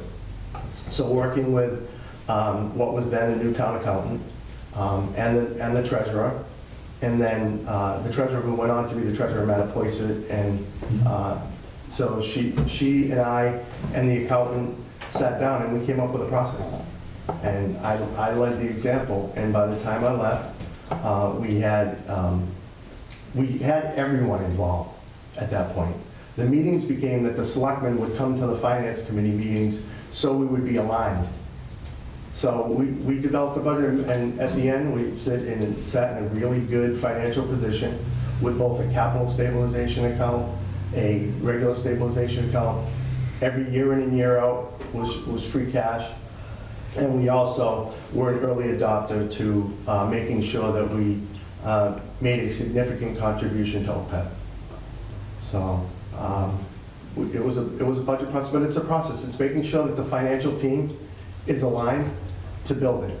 From it, and we met with every department every year and went through line by line and made sure that it was. I know people like to throw out cliches and zero-based and, every other accounting term that they can find, but it's really knowing what you spend, why you spend it, and getting the trust between the department heads and the financial team and understanding what's being spent. And that's what we did. That, I take a lot of pride in what we built from a financial standpoint. How much fiscal forecasting did you do? So we always had a 5-year rolling plan. It started out as a 3-year rolling plan, but we pushed it to 5. We're pretty good at it, but you just never know with the governor's budget what's going to happen. But similar to Halifax, Dayton was a community built about 90% on residential taxes as our tax base. Not a lot of commercial. So we were conservative some years and aggressive when we had to be. But there wasn't a single year in those 19 that we didn't come up with some free cash because we were very conservative with our revenue projections and made sure that we were able to fund what was necessary. And in 20 years, had not a single layoff. Good times or bad times. To guide your decision-making year to year, how much did you rely upon financial policies? So Dayton the policies were dictated by the Finance Committee. The Selectmen did not dictate any financial policies in Dayton, which is because they never had planning sessions where they developed them. But we had a very fiscal conservative group, and the numerous members, but there was never a strict policy guideline that was set by the Board of Selectmen. What about, did the Finance Committee have policies? We did. We looked at everything. That, we baselined year in and year out. The only policy that the Selectmen would throw out is salaries. If it's 2%, it's 2%. And that's the only policy Dayton had, but it's because our budget process, we made sure that the budget process was in-depth. There were no strict policies, guidelines laid out. It continued to flow. And we set some of the policies set were from a capital standpoint. We made sure we followed the capital outlay program and whatever else might have been necessary at the time, but there were no dictated straight line financial policies. Did you have a capital plan though? We did. We had a capital. It ebbed and flowed. Some years it would have 5 members, some years it would have 3 members, but there was always a member of the Finance Committee that served on the Capital Outlay Committee. And each year, the department heads would submit their capital requests and a 5-year capital request plan, which would be a rolling plan. And we would use that list to, if there was an opportunity to make a purchase or if it needed to be. We did have a policy that was set up by the Finance Committee that we would fund a police car every year to make sure that in some years it would end up as 2 because there was additional ones on the capital outlay, but we built into the budget because of it was necessary to keep the fleet up to date. Highway department was a little bit different. That would always come off of the capital outlay. Early on, Dayton had the benefit of a power plant that was providing money for infrastructure for probably the first 5 to 7 years that I was there, but it was strictly for vehicles. So the first 5 to 7 years, we had the benefit of, that's where most of the highway equipment came from. What questions? I guess just, what do you know about Halifax?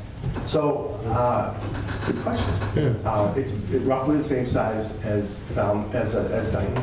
I looked at, the projects you have ongoing, whether it be green communities or dealing with the thing that I think community is struggling with right now is to figure out what to do with ARPA funds. And the next one's going to be what to do with infrastructure funds, because they're going to be there. It's, as I said earlier, the tax base similar to what I came from in Dayton. Same type of community, same size community as Dayton. You have, from an infrastructure standpoint, you have a water district. Is it a water district or is it a water commission that runs a municipally owned water? Yes. Yes, I believe we Yes, do. we have Yeah. water commission. Yeah. Water commission. Yeah, it's a commission. I don't know a lot of people in town. That's, I'll be straight. I bet you I probably know people that I don't actually know that they live in Halifax. But one of the things to learn about a community is getting involved in a community. And that's what you will find that I may not have all the answers of who you are. I know, I could list the projects that I know, from the MVP or Green Communities or just one of the other. I made myself notes. Go for it. If you don't. No, take your time, go for it. I want to make sure I didn't miss anything. Yeah. From, the MVP, Complete Streets is what I was trying to think of, was Complete Streets. Making sure that people understand what's going on. And, one of the things that I find the best part about the small communities is getting to know the people, because that's how you learn what the community is all about. I didn't come from Dayton. I got myself involved in Dayton. I came from Taunton. Yes, it was a neighboring community, but, we were Taunton guys. They were from Dayton. I had to go in and understand the community. That's why I got involved. I live in Falmouth now. I got to know some of my neighbors. 10 months in, they said, hey, there's an opening because they have representative town meeting. These are people who've lived in town. Hey, I think you should join, you should become one of our precinct members at town meeting. So I'm a town meeting member. So could I sit here and tell you, yeah, I know this point in Halifax, but I know the culture of a small community because I just came from one. And I understand being involved. And that is one of the things that I pride myself in, is getting to know where I am, who the people are. I look at my private sector career, and I didn't always know where things were going. I lived through 2 buyouts. And anybody who's been in the private sector, it's much of an unknown when you go through a buyout from a small company to a big company. I worked for a small little energy bar company called Power Bar that was purchased by Nestle. Whole different world. And it's not easy for guys coming from the purchase company to make it through, because you have to adapt. And I think that's what I do, and that's how I get to know people, is by adapting to the surroundings and understanding the people who are in that community. And that's who I am. My wife will tell you it's because I'm a social butterfly, is what she'll tell you. It's very social, wants to know everybody, will make friends with the guy in the grocery store line to just the guy walking down the street. Hey, what's going on when you're out for a walk? Awesome, thank you. Yeah. You mentioned a couple of the, your research you've done. You mentioned green communities, municipal vulnerability, Complete Streets program. All have grant money associated with them. MassWorks, big economic development tool, any number of other community compact programs. What's been your experience with, utilizing those, or your knowledge of how those can be utilized? So I've never personally been involved in writing the grants, in personal writing the grants, but there are resources out there to make sure that you get through that process. We utilized, I think I saw the one about replacing all the LED lights. I don't know if you completed that yet here. We completed that in Dayton. I worked through the program with the Selectmen as the chairman of the Finance Committee, and to help to write that grant with the town administrator. And we received a grant, we replaced the entire town's lighting program. So I don't have direct knowledge of personally writing the grants, but as I noted that I've started the MCPPO program, there are resources out there to hone your skills and learn what's necessary within those grants. And there are I'm currently working with a nonprofit in Falmouth that I got involved in the last few months. They reached out to me is to bring fiber optic to compete with Comcast. Comcast does not want to come over the bridge. Well, Comcast is over the bridge, but nobody else wants to come over the bridge. And we are a nonprofit group developed to drive high-speed fiber optic programs. And we utilize not only some grant funding, but we went to our local state rep and got it put in the state budget. And that is one of the other pieces that over my time, I've been able to tap into utilization of, on the state level with the local state rep and developing relationships long-term with different state reps in the state. In terms of the, we talked about capital, and then we talked about grants, and then sort of in the middle here, it's sort of once you get those grants, and once those capital projects are going, and some of it ties to MCPPO, but how do you, your experience with sort of managing grants moving forward? You probably know that the town meeting here approved the new senior center. Yep. But there are other major capital projects that what's been your experience in sort of moving forward? Yeah, so I have been involved in numerous different capital projects. We built a police station in Dayton, all funded on a 2.5 override. Because I go back to when I was on the Taunton City Council, we had the local, the chairman of both, from the state, from the Senate and the House, they always do school building assistance, but there's never public safety money for building projects. And we continue to try that in Dayton. But I was involved from, it's working with the financial team to manage the funding portion of it along the way and making sure that you're aligned with and having the meetings with the clerk of the works and making sure that the project is proceeding as necessary, no surprises. That's the one thing that principle that I live by. It doesn't like surprises. It can be bad news. Bad news is okay. Surprises are not good. And I've always lived by, I hate to be surprised. Hey, things happen, things go wrong, things don't go right, but no surprises. And that is a core principle of mine. And if you ask anyone that I work with currently, long-term, short-term, they'll know that, hey, if we have bad news, we have to tell them. We have to tell them. Were you on the building committee over? I was not. I was the chairman of the finance committee. They came to me for, we had another member of the finance committee who served on that committee. But as the chairman of the finance committee, the town accountant and I and the treasurer were aligned at the hip throughout the process. Make sure there was no overruns. The next question has to do with human resources, personnel management. That's a responsibility that runs with this position.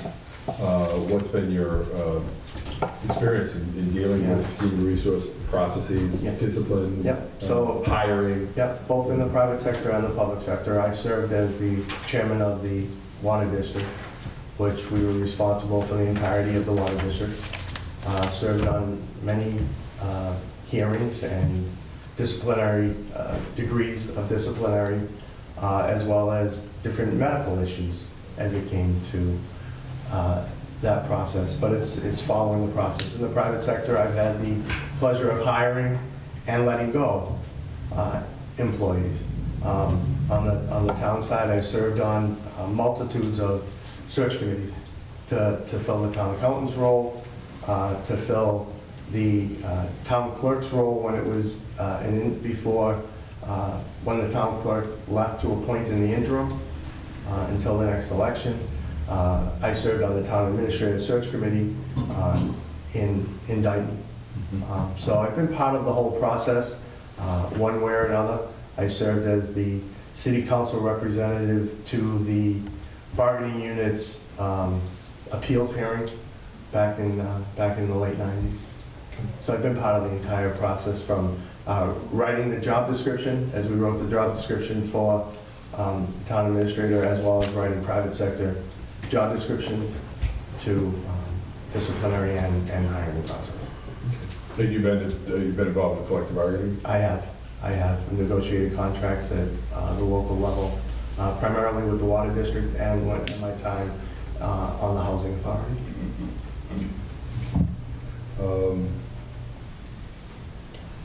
Yeah, it might be.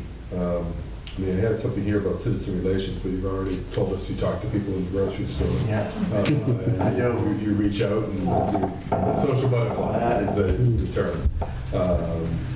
So, That's my wife's, I wouldn't use Can I that. jump in, Bertie? sure. So, Ed, I don't know if you have this phenomenon in Dayton, but a lot of times here in Halifax, we have turnover, where we're a smaller town, and larger towns in our area can offer, a better wage. How would you approach turnover here in Halifax? Do you view that as kind of an unfortunate, necessary thing that happens in a small town? Are you more of, let's try to fight to keep certain people? What's your view on turnover? Yeah, I think it's the role of the leadership in town to understand why people are leaving, for one. At some point, there are times you're not going to be able to, but I think it's, if you have good people, you have to find to work a way to keep good people. It only benefits long-term, and short-term turnover is not good. Continuity is good to a point. At that point, there are times that it's turnover is good, but there is. I believe in fighting to keep good people. I've been at. I'm an anomaly in my industry. The longevity that I've stayed where I stay, and I've had other opportunities, but they just weren't the right ones. And but I truly believe in you fight for good people, and that's making sure you have good communication, because you don't want, like I said, you don't want to be surprised that somebody just decided to leave because he found something over here that's just a little bit better. Well, how can we make it better to keep that person? Thanks. What would you see as your relationship with the board?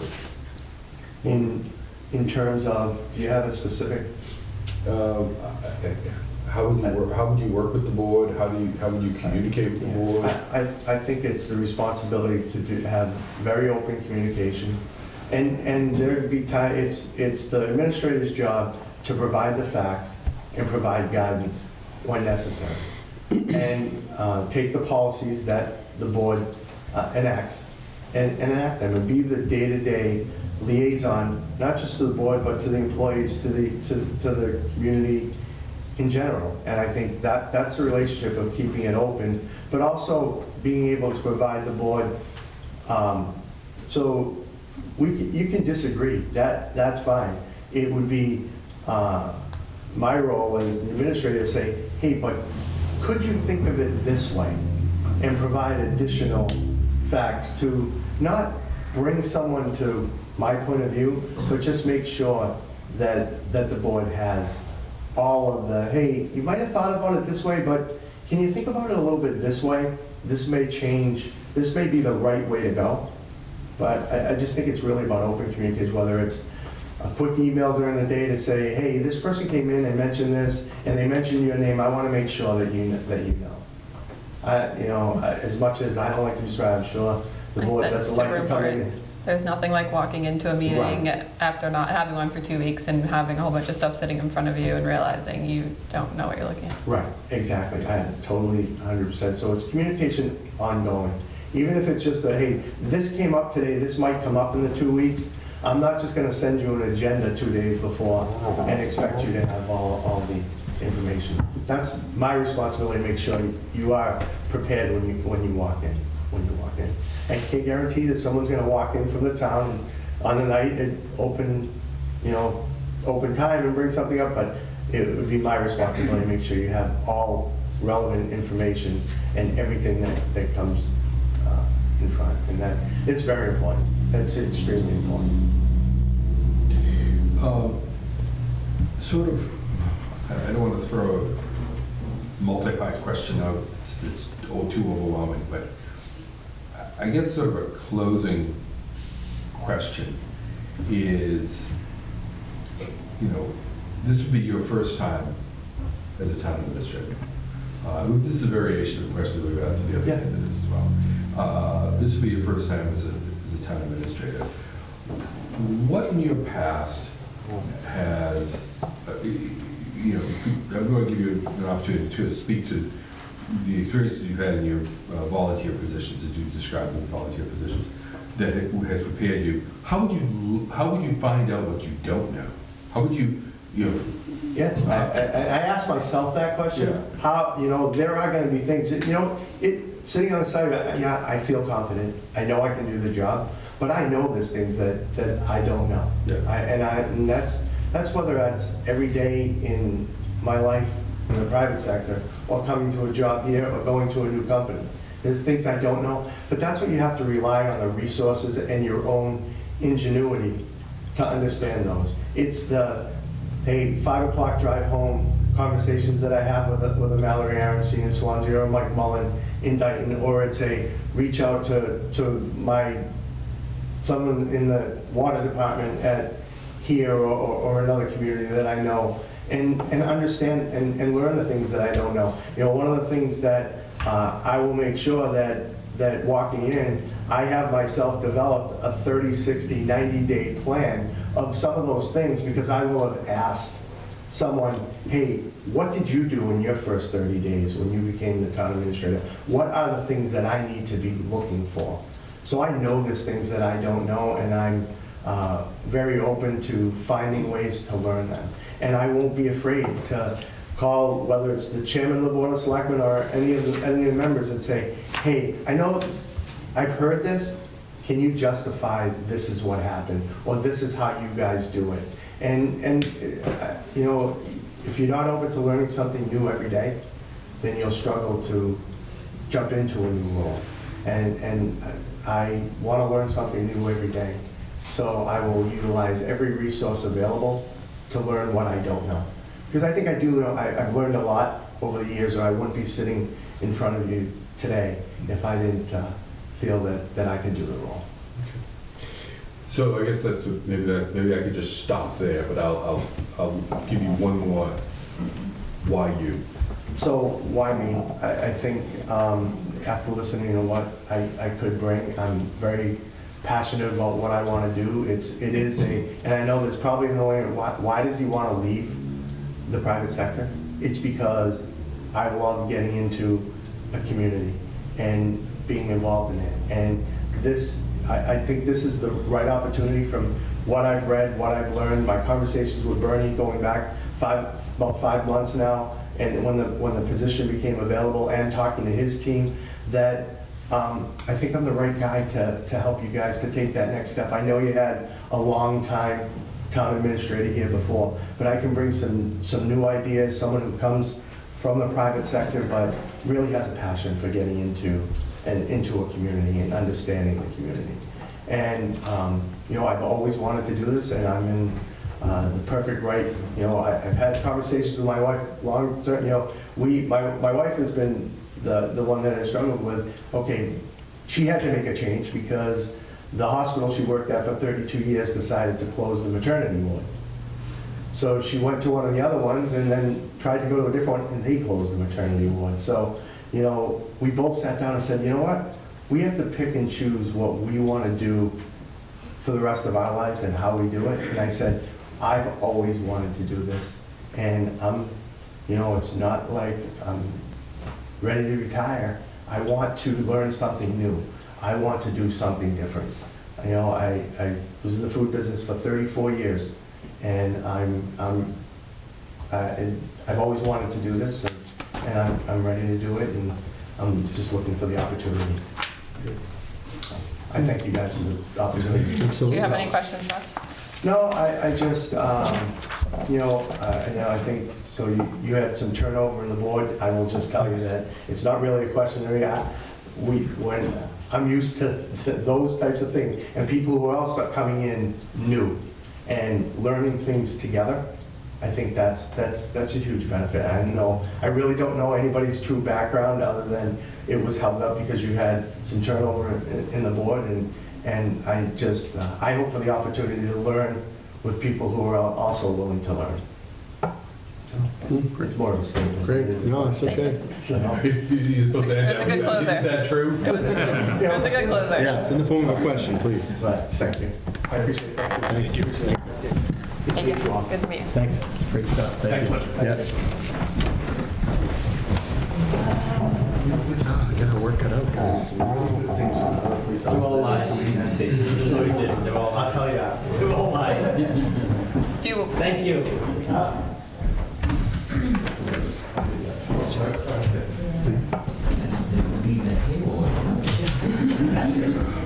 So, Chief, the Taunton police officer, he says he works on Sedlak. Yeah, okay. Yeah.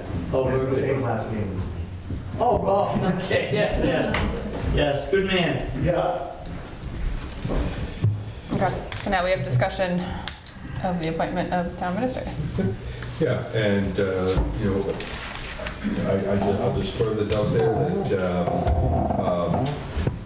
honestly, want to hear what you have to say, and the only caveat I always throw in, is it unique to you, is as you have your discussion, focus on the strengths that each could bring to the table as opposed to anything that's. A weakness? weakness. Yes. Yeah, absolutely. All right, you have All right, any? Chairman, what do you Go got? ahead, you first.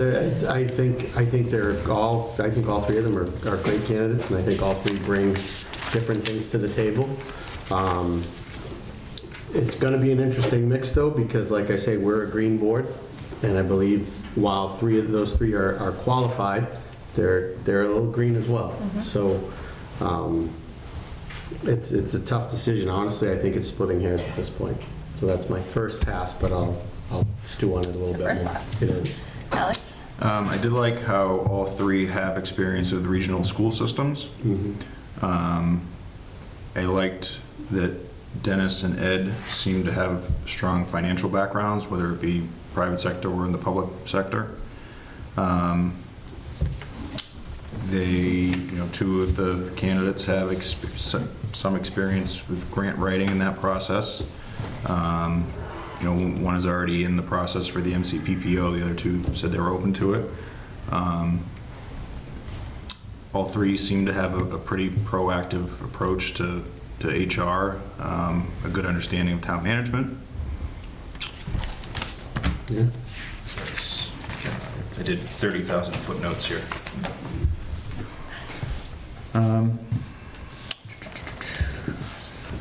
I think that's one thing I wish we had thought of, or I had thought of before David, and I didn't remember with Ed. And Bernie, you might know the answer to this, but do we know what their availability to start is, all three candidates?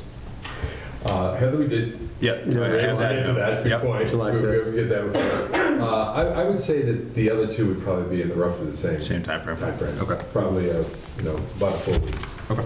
period. What about you, Mr. Chairman? I was a big fan of Heather.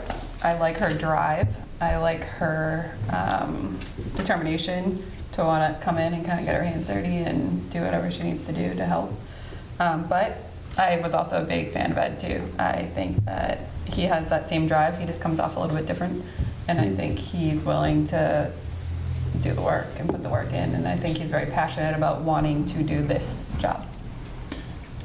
I do want to kind of add on to that, being the chairman for 19 years on a finance committee for a town where we have financial hurdles. Yes. I think that's a pretty important thing to bring to the table. I agree. I would agree with that too. I think that I think he's gonna learn too. Right. No, it does seem to be a learning curve for all three Everybody. of them. So, It's gonna be a learning curve for everybody. which learning curve is the least steepest, I Right. guess? So, And these are the best of the 25. I wish we had asked Ed what his thoughts on Cape traffic are, though. I know. How are you gonna feel about coming over them? I know. It's 5 o'clock, phone calls might be long. well, we had a guy from Rhode Island for a while, so. That's right. Yeah. That's right. We did, huh? And hopefully he should always be going the Right, way. opposite way traffic, Yeah. right. Or on Fridays. Well, he Friday might be on afternoons. Fridays. Yeah, he'll be Yes. okay. He'll be all right. He'll be all right, but. I think it's gonna be good. Yeah, but that'll be his problem. Yeah. Do you want to take time to mull this over and we'll make it part of our 14th meeting to appoint? Yeah, I Yeah. think so. And do some more research Yeah. possibly. That's what I'm thinking, dig into this a little bit now that we have a little bit more information. Yeah. Is that, Bernie, is that kind of okay with this That's process? fine, or that's fine, yeah. Okay. And typically when we when I get that document out, and, you know, we're on sort of a time frame here to do this, that we're time crunch, that we weren't really able to speak too much about this ahead of time. But that's okay, because now you've gone through the interview process, and so I'll make the same offer I always make, which is, you all have my phone number. Right. If you want to bounce around any ideas or you have questions, I can follow up with both all the candidates, asking them their availability. We already have the answer for one, but to be even, we'll put it across to all of them. Although, you know, you don't want to make it seem like that's the why you would make the decision. Sure. Right. But I can just follow up with them and check on that. And then I can be available for you to, if you have any questions. On the 14th, my schedule right now is sort of potentially up in the air on the 14th, so, but I want to be available for you if you need me that night, so. We could always call you or we'll Zoom work. or something Yep. like that. Yep. I may be we might be doing some interviews in Brookline that night, so I have to check on that. Okay. Is there a potential for a special meeting next week? Something to think about? I mean, I'm not opposed. But I don't know how, Yeah, I I mean- don't know how the board is doing this now, but by Zoom? Yeah, we could, I mean, we can do it in person and we can Zoom Bernie in. sure. Yeah. What's that work everybody's with availability next availability? next Tuesday is the Tuesday the 7th. 7th. Yeah, We could do a 6:30 meeting. Yeah, that one's out. What? I can't do the 7th. Oh. Bernie. I'll be with Paul McCartney if I'm. Ah, there you Okay, go. alright. Good for you. What? Just into my Yeah, calendar. that's when he opens, right, at 6:30, so if you can do it at 6:25. you might be able Wow, that not suggested. to- Sorry about that. We That's could okay. do Wednesday night, or I'm open the 8th. want to do Wednesday at 6:30? yeah. What do you have? Sure. You have soft. I have softball, but I have great But what assistant time do coaches. you Get out. What time did I see last night? 7? I don't know the We could do softball 7. schedule yet. Well, they're 5:30 to How's- 7:30. How's the 9th at, I'm gonna throw that out there. Thursday? Jump in here. The 9th at like 7 o'clock? 9th would be better for me, but I can be flexible. I can't do the 9th. I can't do it. That's Okay. You tell me when back and to I will be Wednesday. there. What's that? Wednesday? Yeah, What? let me do this. Can I get a hold of him tomorrow? Yes, sure. Let me know and I'll talk to you Yeah. guys. Yep. Great idea. We'll work it out. I have a similar sort of trying to balance to get another town. Yeah, that's fine. Awesome. Earlier, so, okay? Okay. All right. So you've seen a lot of these, Bernie. How did that go? I thought it went well. Okay. I thought it went well. Again, I mean, all three of you described it exactly what it is. Yeah. You have 3 people who are passionate about wanting to do this job, but they don't come with the experience that, you might have thought might be there. Sure. But I think that they've worked in the form of government enough to know what needs to be done. And, I think they're willing to, they all admit that they will need to follow a Learning curve, There's a learning curve of sorts, and they're willing to dig in and do that. There definitely didn't seem to be any egos. No. No. And there is, and Ed can tell you this, there is a great network here on the South Shore with the managers organization. And that frankly is one of the, concerns I've had with other candidates in other places. They don't get themselves involved to meet with the other managers or administrators and learn about what's going on, just to have the conversations, what's happening. Whoever you hire, you should almost make that almost a requirement. They need to be out there and they need to talk to people. Because there are too many administrators, I shouldn't say too many, there are many administrators that lock themselves in the office and they never get out and talk to Check out the windows. their peers. Sure. And I'll tell you, Charlie was great at, I don't know whether he was a regular attendee at those meetings, but I know that Charlie was very involved statewide in terms of being a resource for people and being willing to reach out and get information. And that's what you want, is you want someone similar to that. Yeah, I agree. Yep. All right. Thank you. Thank All you. right. That's fantastic. Yes, thank Good. you. Thank And you. anything you need, just let me know. Okay, we'll All do. right. Thank you, Bernie. We'll do. Hey, while you're still here, Sure. Fire Chief, Yes. that's the next thing on our agenda was the update on the search. Yep. And I know you had mentioned you might have a few people. Yeah. Yeah, we spoke. Okay, so you're Yeah. already, Yeah. perfect. And the individual you have working with you, he worked with me on a number of searches, and he, in fact, used to be my fire chief in Chelmsford. Oh, that's So we're having a conversation and talking about some of the candidates. Perfect. So, Well, I guess, Awesome. sorry, I stole your thunder. That's it. It was- No, Sorry, Sorry, Jonathan. I gotta earn my suit money. all right? Thank you. Thanks, Bernie. Yeah, so do you have any other? Yeah, so thanks for stealing my thunder. Sorry. So no, our fire chief search has begun.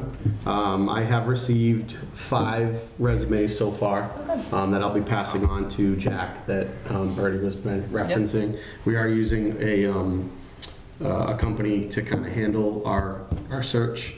I've also had 1, 2, 3, 4, 5. I've had 6 people reach out to me to be our citizen at large for our search committee. So things are progressing. In talking with Chief Viveros. Pam, we should Go make ahead. sure that's on the next agenda so we can pick the citizen for the search. Yeah, committee. it's on the 14th, I Yeah, believe, our okay. next meeting. So that's our deadline. And in talking with Chief, he says it's not uncommon for people to hold off on resumes until, Closer, yeah, 3 or 4 days before the deadline. So he expects us to have a very healthy amount of resumes. So I'm excited to get it going. Fun. All right. 3 or 4 years, we'll have a new chief, and Jeff can be done. 3 or 4 years, we'll just move Jeff up. That's the plan, right? it. There you That's the go. plan. So that's where we're at with that. I saw him coming in here, I said the same thing to him. I That's said, it. how was day 1 of 3 years? Okay, so reappointment process. Previously, before last year, the way this worked was the previous boards, Pam reached out to these people to make, or would reach out to these people to make sure they still wanted to continue. If they did, the board would just kind of agree to reappoint everybody on the sheet and do a vote and push everyone on. Last year, the board decided not to do it that way, and instead to open up all of the positions, except talent bank forms, see how many people we brought in, and be able to do interviews and make sure everyone had a fair chance at a seat. So we have to decide, this board, how we want to handle the reappointment process. And that's where you two come in, because I was on the board of last year, so you know where I sit. So you're of the opinion where you'd like to screen people and, Oh, absolutely. I Okay. think that things change sometimes, people change, some people don't want to be involved anymore.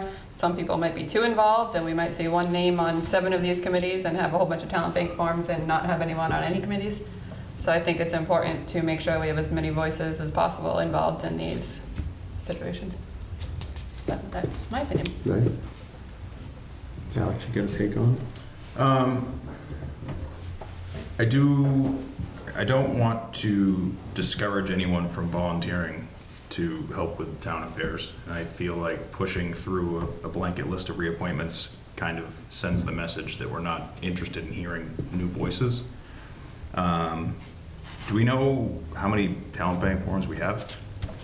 Right here. That being said, Alex, we haven't put anything out for this year looking for any of these seats that are about to come up. So this is just what we're holding right now in the office. I gotcha. The board would need to decide tonight that we want to go forward with the process of last year, and then What was the process last year? That I know we would post that there's vacancies for these and accept talent bank forms for any of these committees. Okay. With a deadline? Or? Yep, with a deadline, and then we hold a meeting and we do interviews and appoint. And these are the ones that we currently hold right now, these talent bank forms for these committees. Yeah, I mean, it makes sense. The only thing I just get nervous about is, and I know we've talked about this a little bit, in our previous meeting, that you have somebody that's dedicated a lot of their time and we say, thanks, but no thanks. Yeah.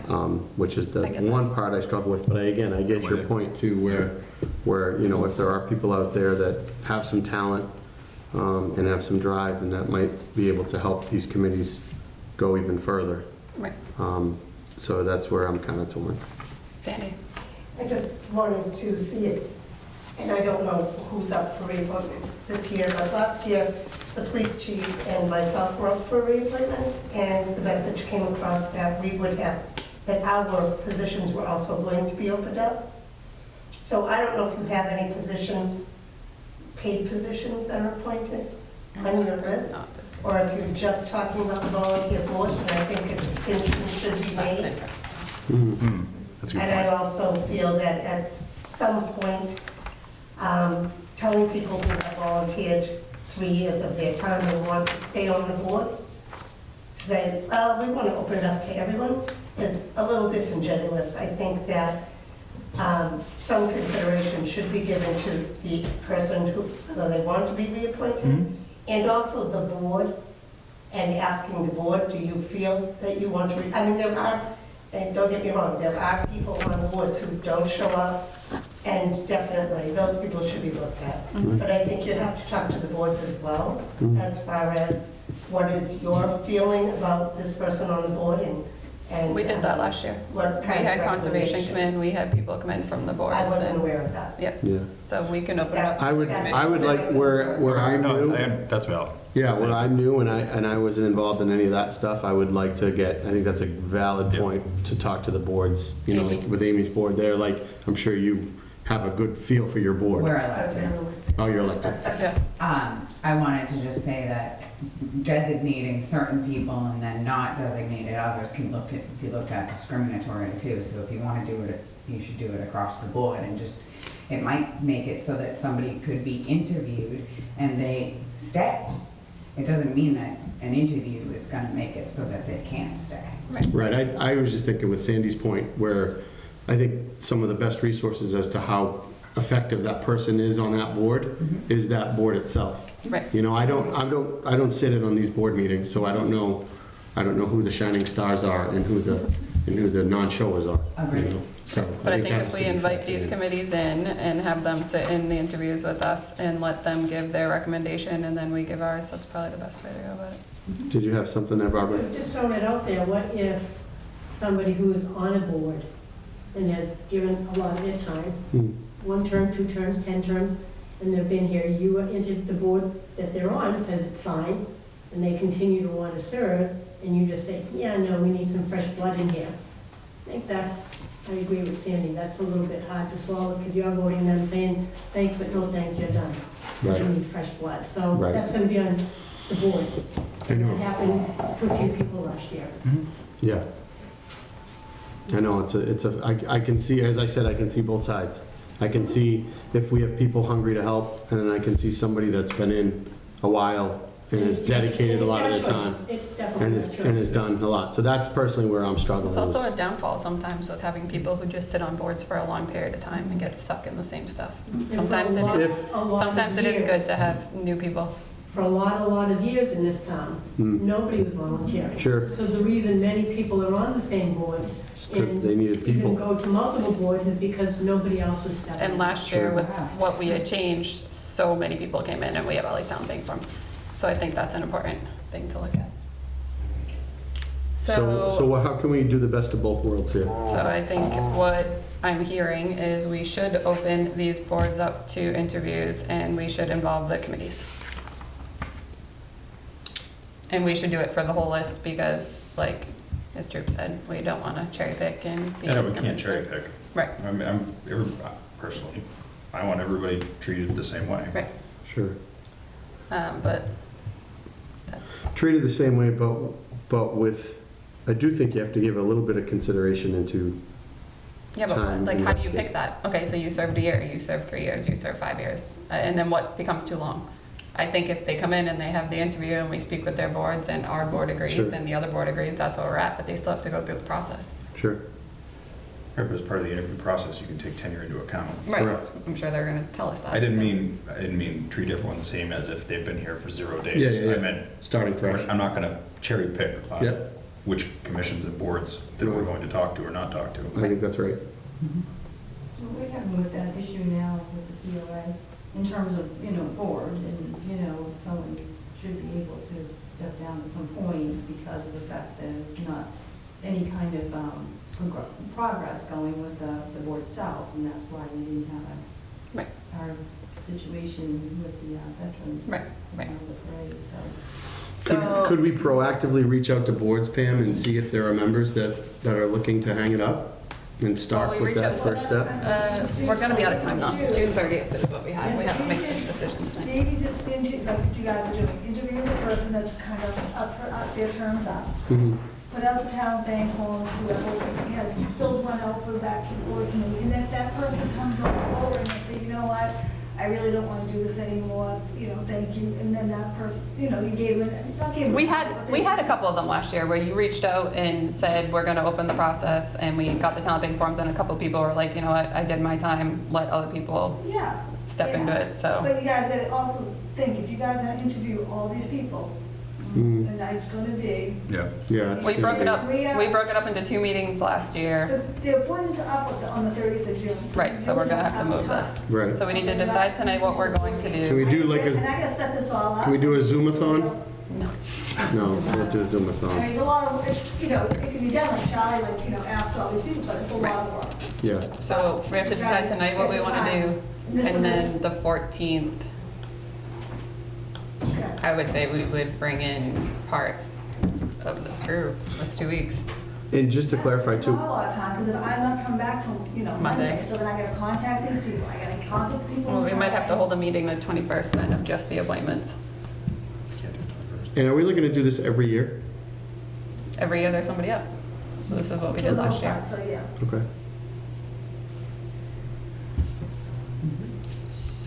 So where does the board stand? Where do you stand, Alex? What do you got? I don't like the idea of just flat appointing everybody. All But right. I understand the impact of not doing it. So can we get a motion to open up these seats to talent banks, to have Pam reach out to these people and invite them in for an interview? Maybe we set a meeting for the 21st of June where we will just hold the appointments and only the appointments on that agenda. So we'll need all talent bank forms by Wait, what day? 21st? I can do 21st. Okay. We have to do it before the 30th, so Yeah. 28th? That's cutting it a little close. Yeah, but we have time. 28th works. So we can do the 28th, and then Pam, you can pick the day you want the talent bank forms in. Say 2 weeks. That way it gives you 2 weeks. You got it. That gives you a week to I mean, put how the many, forms how in. many are we talking about here? You have to figure all those people at town bank will look on the. Right, but I have to cross-reference. Exactly. Right. So So it's like yeah. 5 people They that have want to to be on the come in. conservation committee, then you're gonna contact all those No, 5. I and, understand. I'm just trying to see here. We should hold just a meeting for this, so that it's not, it's gonna be a long meeting, but it won't be. And that's saying that all these people are gonna wanna still do Right. it. Some of these people, names serve on other committees and boards now, so there is a chance that it's the case. Oof, okay. So we'll hold the meeting the 28th at, Start early. yeah, 5:30? Are you okay with that, Jonathan? Yeah. The 28th at 5:30, we'll hold the meeting for the reappointments. Okay, so you want these people to be on the 28th, right? Yep, So when are you gonna decide, like that? so- we're gonna make a motion right now. No, I mean, when you guys decide if these people are gonna be on those committees. We're gonna decide that night, after the interviews. So then I gotta make up cards on the next day to get them, all these people. We'll swear them in on the 30th. Yeah. And get them to the town clerk and let these people know that they're gonna be That sworn. seems. They won't be able to be sworn in until the 5th of July. Right, so so when's the holiday? What about like a couple days earlier? That seems like a Well- crush of work. Am I just making You that know up? what I mean? Would you rather us do a Monday night meeting? Will that give you an extra day to do the Sorry? cards? Depends on how many town bank forms. Well, that's- I don't know how Right. many you Yeah. actually Do you want to do the 20, do you want to do Monday night? Oh, there's a lot. Then that gives you Tuesday, Wednesday to do the cards? I'm only through 1, 2, 3, 4, 5. I'm only through 5 boards and I'm at 22. Yeah, there's a lot of people, there's a lot of people in this talent bank. More will come in once you advertise. And once we put it out there, I just feel like But some of we're, those are gonna fall off too. But some of those are gonna come on, too. So our reasoning for not holding interviews is because too many people want to volunteer? No, We probably should do this maybe in May. we should do it, we can't do it 2 days before. I mean, we did what we could. We had a 2-member board, we had an election, we had town meeting that pushed over. This is our second real meeting, and it's still out of order. We've only had one select board meeting. I mean, can we, I'm trying to think. We can separate it into 2 meetings, but you guys are going to have to figure out the availability on that. So we can do the week, what is your schedule the week of the 21st, Alex? Are you not available the whole week? So meeting 14, I'm just trying to get meetings down. Can we meet on the 20th? It's a holiday. I think Juneteenth is official now, right? Oh, okay. Yeah, it is Yeah. official. I can't do 21, 22.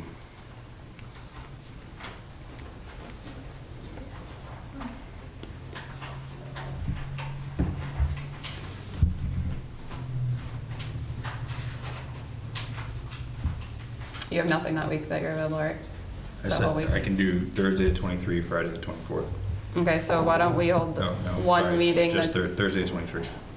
Do you want to do Thursday night, the 23rd? Sure. Yeah, I think just with the amount of work that we're gonna, and I agree, it's gotta get done, but we just gotta give these people time to kind of get it through. So if we do the 23rd, Pam, Okay, so you get the 14th, will be the 23rd, yeah, go ahead. the 23rd we'll meet at 5:30, Okay, just for the appointments? sure. Okay, so when you let the town bank. What is softballing? We're done by then, right? Yeah. Okay. I Summer mean, not starts that it now. matters, what it is, ask Scott to do. So you're back Monday, so talent bank form should be in the 20th? Well, That gives them 2 weeks, how about you guys have them. or the at 17th? 17th. 17th? Town bank on the 17th, then you guys can, and then I can call them, all these people, and make time for them to come in. Okay. You know, town bank forms and by. I can Oh, help. wait, some of these, Just Yeah, the they're way you doubles. might be They're able the same to people. make it a little less is if you interview, if someone has like 3 boards on there. I was just thinking that. Yeah. Interview them Yeah. once. Pick I was just one. thinking that. Yeah. Or even if you just interview them once. One time. Maybe they don't get them. Yeah, sure. Yeah. Oh, I don't Right. know, it's Yeah. like checked off this and this, yeah. So, Town bank forms by, what did we say? We The said 17th. Friday the 17th. So, 17, June 17. And, yeah, I'm gonna get them to. Wait, how come some of these say 0 openings if they're on the list? this is just her master list of how many are open right now. So 0 openings, because that means that there's someone, so that Oh, person is I still. see what you're at- saying. That's what you're saying. If it's a So 5 board. it's not open because it hasn't expired until the end of June. I understand. Gotcha. So we need a motion, Can we put together a, since we're planning it, what? I think it's gonna go a lot faster if we have just a boilerplate 5-question. Yep, I think that's a great idea. Ask them all the same 5 questions? Yeah. You've been to town meeting, do you have the time? Yep. All that stuff. All right, I'll do that. I need a motion to do the reappointment process where we'll open up for talent bank forms and have them due by the 17th, and we'll hold interviews on whatever day I just said, the 23rd. 23rd 5:30 at PM. 5:30. So moved. And all those in favor, aye. Aye. Hey, you weren't very enthusiastic on that one. I'm stuck on this one, but I get it. Mhm. Cool, all right. What else are we gonna do? I think that's all we have on the agenda this evening. Motion to adjourn the June 1st Selectmen's meeting. Second. All those in favor? Aye. Aye. Aye.